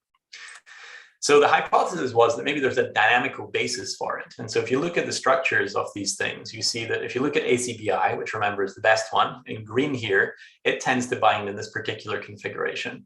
PROTAC1, which is the worst one, tends to bind in this configuration, and PROTAC2 seems to populate both of these configurations. So the degrader molecule is sort of pulling them into different configurations, causing differential efficiencies. So hypothesis is that is there some dynamical basis that PROTAC2 is sort of jumping between these two things? And if we could stabilize the ACBI one, the green one, then we'd have a higher degradation efficiency, even though the thermodynamic binding is similar. So that's what we sought out to explore. So the training data was folding at home data. We have sort of 95 different structures from replicate exchange molecular dynamic simulations. We then run unbiased simulations with 100 clones for each, 650 nanoseconds approximately per clone, and so we're around 6 milliseconds of data. So here is the SMARCA2. This is the thing that we're trying to kill. Here's the VHL. This is the ligase that we're recruiting. And then implicitly, we have the PROTAC2 molecule in the middle here. So we did the folding at home for PROTAC2. And so that's the one it's the best studied right now and the one that we're going after. So we trained up this latent space simulator. And so, so here's a chunk of the latent space simulation. So this is, we're able to generate a 10 millisecond, trajectory in this 4-dimensional latent space in just 2 seconds of wall clock time. So super, super efficient. And so we're able to take these discontinuous folding at home trajectories, learn over them, this latent space simulator, and have the ability to generate this long continuous trajectory. So here it is. Here's the SMARCA2, here's the VCB. These things are moving around in this very realistic manner. So the first thing we wanted to know is did the latent space simulator perform well? And so we took a test set of our data, and then we have the molecular dynamics training data, we have the latent space simulated trajectory, and we compared them. And so here's one put on top of the other. So the red, I believe, is the molecular dynamics training data. The blue is the latent space simulator. And so they should be generating exactly the same structures because they're populating the same trajectory in the latent space. And they actually do very, very, very well. Despite this thing being sort of a very large system, we're getting accuracies of about 5 angstroms. And so it is reproducing the backbone coordinates to high accuracy. We then went in and we started to analyze this 4-dimensional latent space and said, well, what did we learn? What are these slow modes and how are they behaving? So here are the 4 dimensions of the latent space, just 1-dimensional projections of each over this 10 millisecond trajectory. And so the slowest mode was this VCB distal helix stacking. I'll show you that in a second. The next slowest mode was this interface hinging. It's this hinging motion that was the hypothesis that was the dynamical stabilization. The next slowest mode is helix unfolding on the SMARCA2. Again, I'll show you that. And the quickest mode was interface twisting. So the twisting between the SMARCA2 and the VCB. And so these things are all moving around over the course of the 10 millisecond trajectory. So here's an example of a helix unfolding and twisting event. So here are the 4 order parameters, the 4 components of our latent space. And here's the movie. So let me just play the movie. When the counter gets to 12,200, you're going to see the SMARCA2 helix unfold. And then when it gets to 12,300, you'll see this interface twist. It's a little tricky to see the first time, so let me play it again. So when you get to 12,200, you're going to see the SMARCA2 helices down here unfold. This is one of our slow modes. And then you're going to see this interface sort of twist between them. And so we're recapitulating sort of in the molecular space, these important dynamical motions.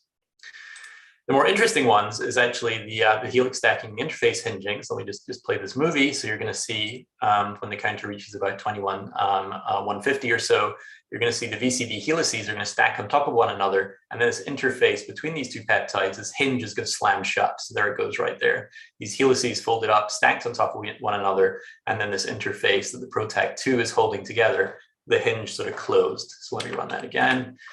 So just watch the helices, and then simultaneously with the helices folding, this thing sort of slams shut. And so, so we managed to sort of expose these important slow motions. We managed to sample these slow motions. And then this provided sort of a deeper understanding of actually how this system is behaving. So here are the free energy landscapes in these 4 slow collective variables that we discovered. So here's the SMARCA2 helix unfolding. You can see these helices are folding and unfolding here. It's approximately bistable, similarly with the helix stacking, with the interface twisting, and with the interface hinging. The most important of these is the interface hinging. And so this is the principle by which we think we can understand and start to design degraders from a rational perspective. So what do? We were able to learn that this interface hinging was an important slow dynamical motion. we're able to show that this thing is bistable. So PROTAC2 is sort of oscillating between those two configurations that were hypothesized from the earlier simulation data. These apparently stable states that a Markov state model identified. Here's the open state, here's the closed state. And what we'd like to see is this thing be more closed than open, because when it's closed, this is where we believe this has the most efficacy in actually promoting degradation, because the active site of the ligase is then placed very close to the target molecule, the SMARCA2 in this case. So we're currently running some folding at home simulations for PROTAC1, the other degrader that was worse. We expect it to be living in this basin over here, and for ACDI, which was the one that performed the best, which we expect to be living in this basin over here. And if we can show that really is the case, then and build some latent space simulating models for those guys, then this really sort of validates this dynamical efficacy hypothesis. And by sort of designing your molecules to stabilize these configurations, we believe that this is the principle by which one might be able to get improved degradation efficiency. So with that, let me just close. And so what do? We showed that the latent space simulator trained over modest MD data, in this case of a pretty heroic folding at home data, which Rafael Wiworo was really the one who collected all of that. A bunch of discontinuous short trajectories, we can stitch them all together to generate a continuous time simulator, which is able to run at sort of a million-fold lower cost.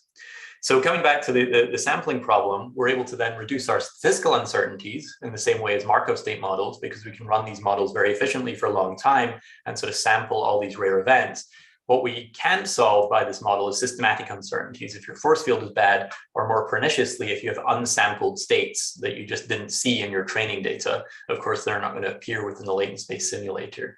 And so this is very much related to things that Greg Bowman was talking about, which is that can we do adaptive sampling and iterative retraining to figure out where we didn't properly sample the first time, deploy our resources there to sample that a little bit better, and then improve the model. And so Greg gave a very nice talk talking about Bayesian optimization to do that. And I think that's exactly the right way to sort of help circumvent that problem.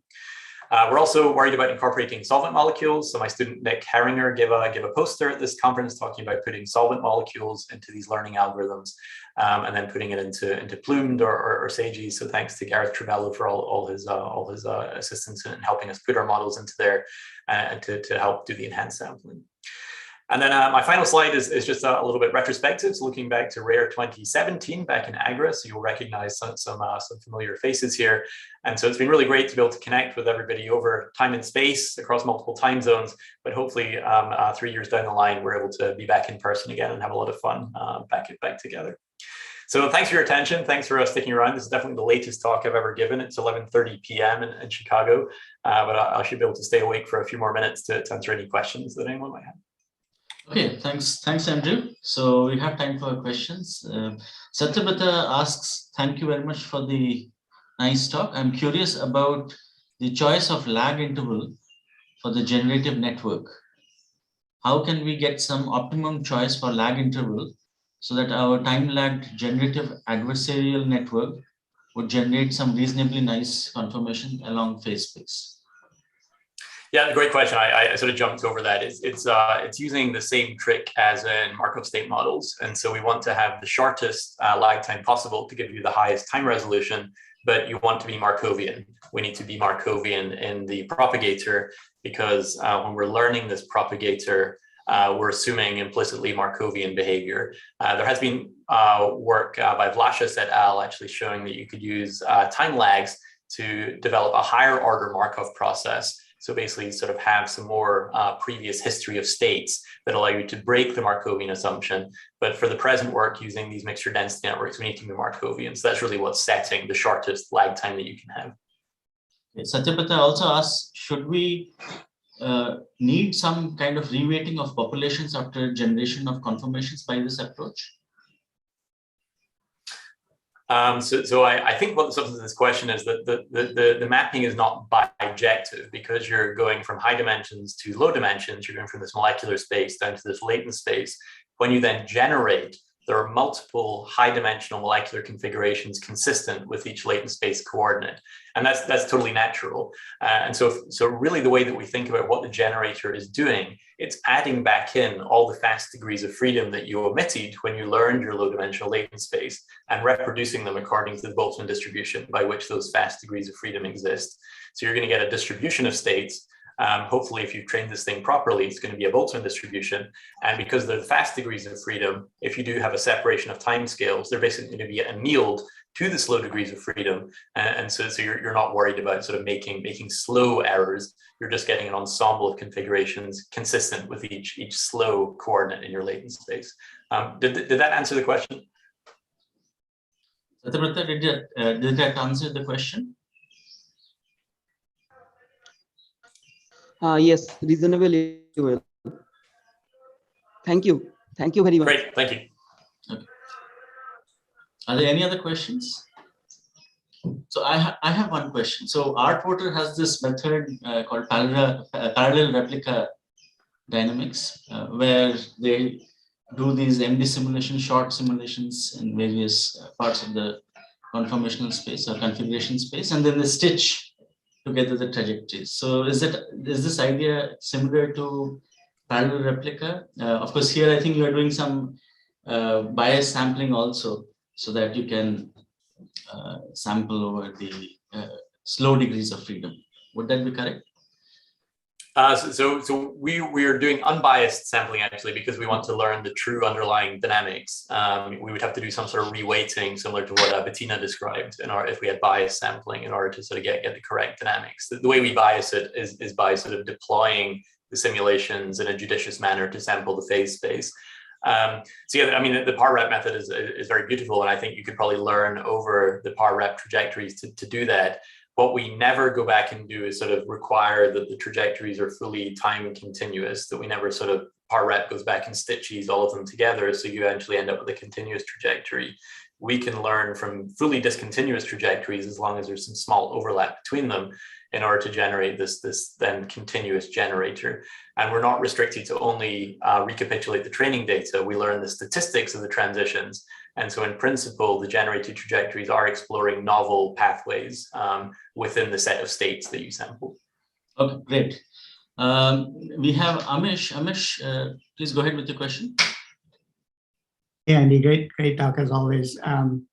So I was wondering, so once so you have all of this data with, from unbiased simulations, but an important sort of learning from this exercise is the low dimensional variables that matter, right? So if you were to go back and sort of bias these variables or flatten out the landscape in these variables, do you imagine that you would see these transitions in those enhanced sampling calculations, or would that sort of allow you to discover then the next additional hidden barriers in those variables? Yeah, it's a great question. And first of all, thanks for staying up so late. I know it must be sort of midnight where you are. And so this was, we had some previous work we called MESA, molecular enhanced sampling with autoencoders, which we were learning high variance collective variables, biasing in those variables, and then relearning improved order parameters, quite similar in spirit to Yanis Kavrakidis' IMAP-D that he described. You sort of bootstrap out your sampling to improve your phase-space sampling. In principle, you could do something here, but there's a big bottleneck that we're really learning slow variables. And so if you go ahead and then bias those variables and you try and learn the next set of slow variables, the ones you biased on are not slow anymore because you accelerated them out. And so, so in order to sort of do this iteratively, I think you would need to do some sort of dynamical reweighting, similar to what Bettina described, actually. And so I think it's possible, I'm not sure in practice, if you can get away with the errors may be so large depending on how much bias you apply. And so I think if you just did one round of this, you learn the slow variables and then biased in them. That's something that Deeptika, that Luigi Bonatti had a nice poster on in the poster session. To do multiple iterative rounds, I think there's this difficulty about the sort of learning the slowness when you've actually accelerated the variables. Okay, thank you. So if there are no further questions, let us thank all the speakers for excellent talks. And we come to the end of this session. Nishant, Jagannath, anything you want to add? No, thank you, everyone. Thank you, Abhijit. Thank you for waking up, stay waking up from US. Andrew, Amish, and others. Pratyush has slept already. Yeah, I think he's most likely feeling very sleepy by this now. Yeah. Jagannath, would you like to add something? No, I think Pradhani is also here. I think. All I think I want to add is add something on the tonight we have this brainstorming session, and I'm expecting that hopefully all of the participants will be there and will help think about new plans and all these things. A lot of ideas have come up for the brainstorming session. It's being circulated to all the speakers, so please add more points. So see you later. Yeah, and thanks to everyone for joining. Bye. Thank you, Abhijit. Bye. Goodbye. See you soon. Thank you. Thank you. Thank you.